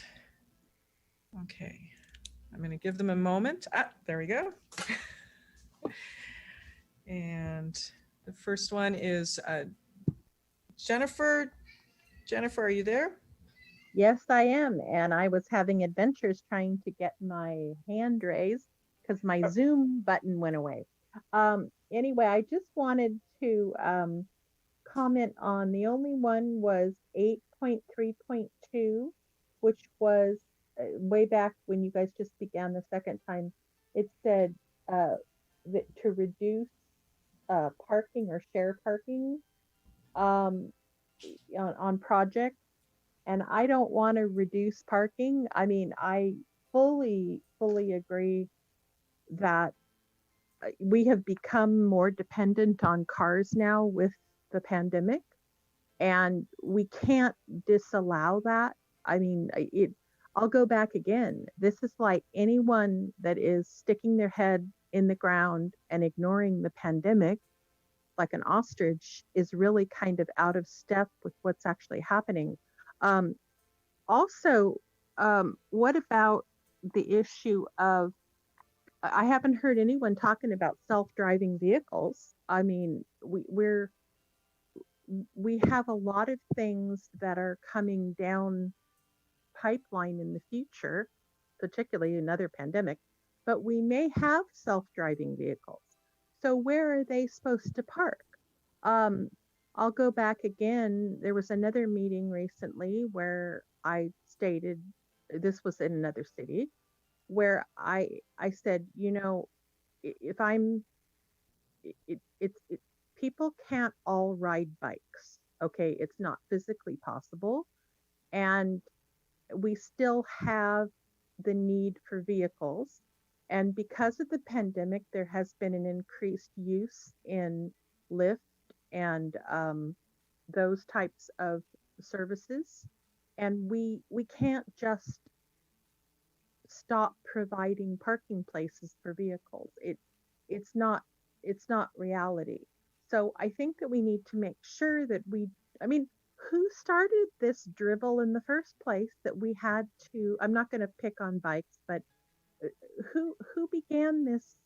I mean, I don't remember them talking about this 15 years ago where people were beating on cars so bad. Okay, it happened somewhere. I don't know how, but there's a big Moffat plane going over. Sorry.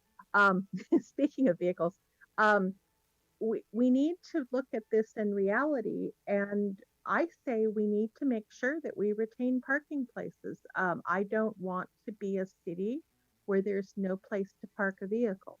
So anyway, I'll get off my high horse there and just reiterate that we need to look at what's happening in reality, and also where are we going to park self-driving vehicles.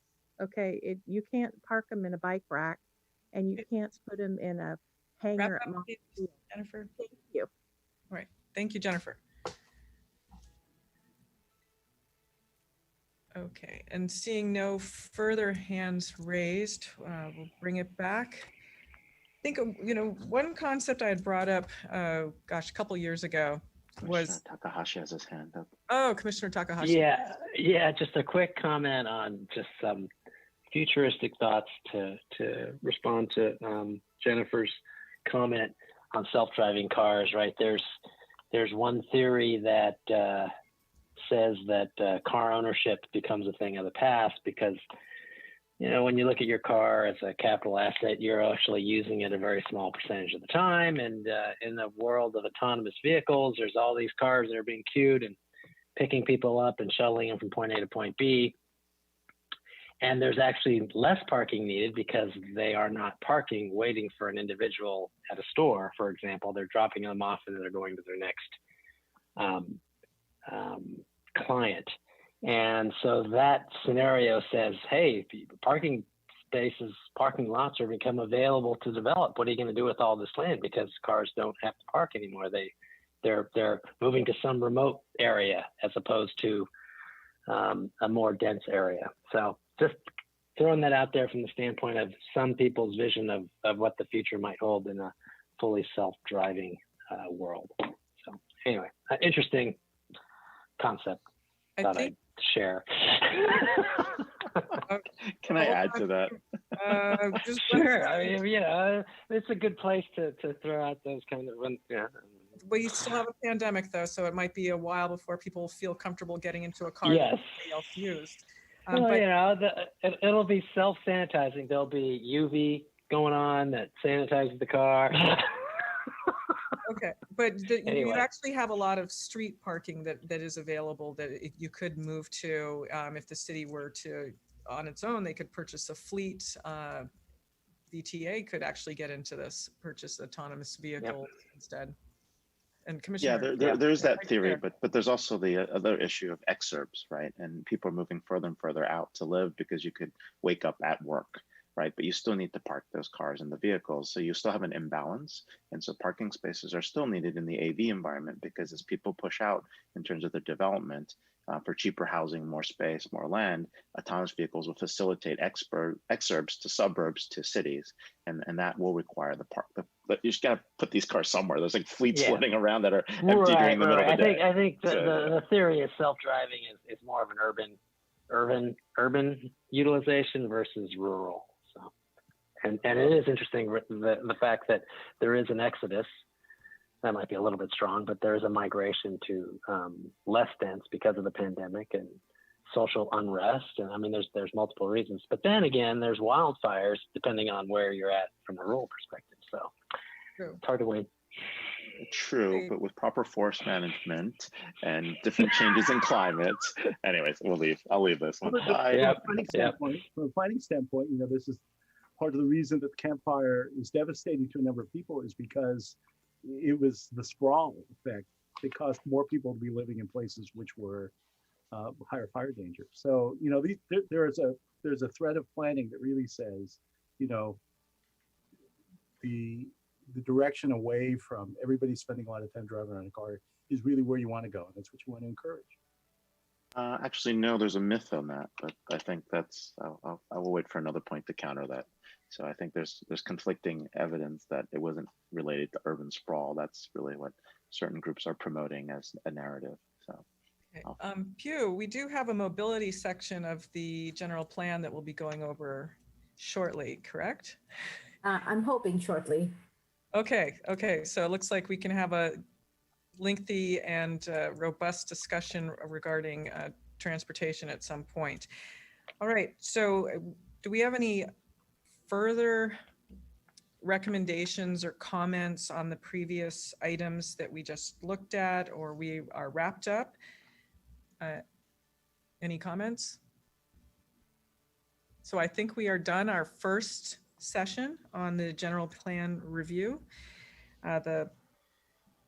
We need to consider how we're going to move forward. Are we going to look at perhaps about 20 to 25 pages at the next Planning Commission meeting? Not at this upcoming one, not on the 27th. We might reconvene potentially. There are a number of items that are coming to the Planning Commission on the 27th, at least are scheduled to come at this point. So potentially on November 10th would be the earliest that this would come back. And if it didn't come back on that day, then it would be the 24th.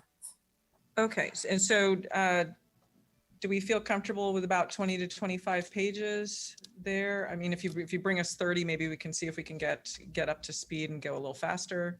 I'll just keep chugging away at it, and I'll bring back to the commission as much as I finish, and I won't stop. I'll just keep going. Okay. And then the commission can choose to review as many or as few as they wish to look at. Okay, I really appreciate that, and all the comments, and I am amazed that you can remember in each comment what the new part was, just from memory. That's pretty amazing. Okay, so we are finished with. If I could comment on the process, there's a endpoint that you want to be done by. I think that,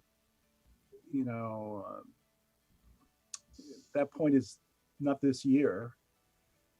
So that may be something to consider, spacing it out. So one of the things you could do is you could say dedicate an hour, dedicate some amount of time, spread it out over more, or figure out how to place it so that it is. I think there's actually a benefit in trying to allow as much time as possible for staff to review and update the document. So I would just take that as an alternative to necessarily saying, hey, let's schedule another 3-hour session as soon as possible. I would like to add to Commissioner Fung's point. I actually think that when we have an empty meeting or a place where we don't have a packed agenda item, it might be a good place to put this as well, right? Because we sometimes have some meetings that just have no agenda items or we cancel. This is a good place to do that. And it does take some time to go through these, but we don't have to rush it all throughout this year. We've got till February or March. Yeah, I think what you want to avoid is the problem last year. I think we actually had a special meeting, if I remember correctly, to try to finish up. That when you combine that with the fact that even the council recognized that the depth of examination, you know, on the subsequent year, you know, I mean, they were kind of saying, hey, you know, on a 2 to 3 year cycle, to go into great depth made more sense. So, you know, there's a lot of factors there that really say, you know, spread it out over time a little bit more, or, you know, cut it into smaller pieces. Well, I think we did a lot of the hard work already. So it should be easy, and we should hopefully just be looking at a couple of minor tweaks to what we had before. So if we want to say we'll go for 2 hours and then maybe 15 pages, maybe we can target that. Okay, so, but we need a plan for the next time we're going to reconvene on this. So cut it down to 15, and we should be able to finish up by March. I say we time bound it to 2 hours and you should be okay, like 2 hours on each. Yeah, but I think we could have, some of these items we could have talked on for 2 hours on their own. And that's why we have the hearing, right? You know, I would actually say one of the things, you know, I think that time bounding does make sense if if we set some number, 15 pages, you may get through that much faster. You know, if it were like the latter part of the section that we went through today, you may get through that much faster, and that's fine. If it's something that we can't get through because we hit the time bound, that's okay. That information is still out there, and you know, can move over to the next one with really not any negative effect. You just don't want to have to call a special meeting, I think, is the primary thing. Okay, so so are we good with 2 hours for the next time? If it's sitting on a meeting alone, we're going to go for 2 hours, 6:45 to 8:45. And we'll see if the number that we got through is, if we feel like we accomplished enough, then we'll leave it at that. And try that. Mhm. Okay. So Pew, you can go ahead and, you know, adjust as many as you feel like, and we'll go for 2 hours and see what happens, and then we'll move on from there. So any further, yeah, we're good. Okay, any further comments on this? So we're ready to move on. Okay, we're good. All right, so we have completed item 3, closed the public hearing, and staff. Okay, we're at staff and commission reports here. I have an announcement, and hopefully Michelle can put up the public safety forum.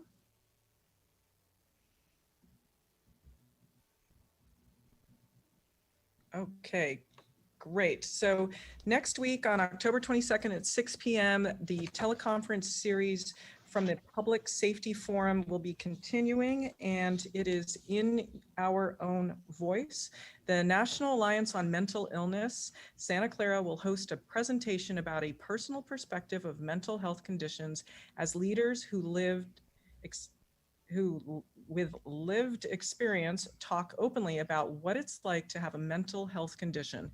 NAMI Santa Clara is a nonprofit grassroots self-help support and advocacy organization of consumers, families, and friends of people with severe mental illnesses such as schizophrenia, schizoaffective disorder, bipolar disorder, major depressive disorder, obsessive compulsive disorder, panic, and other severe and persistent mental illnesses that affect the brain.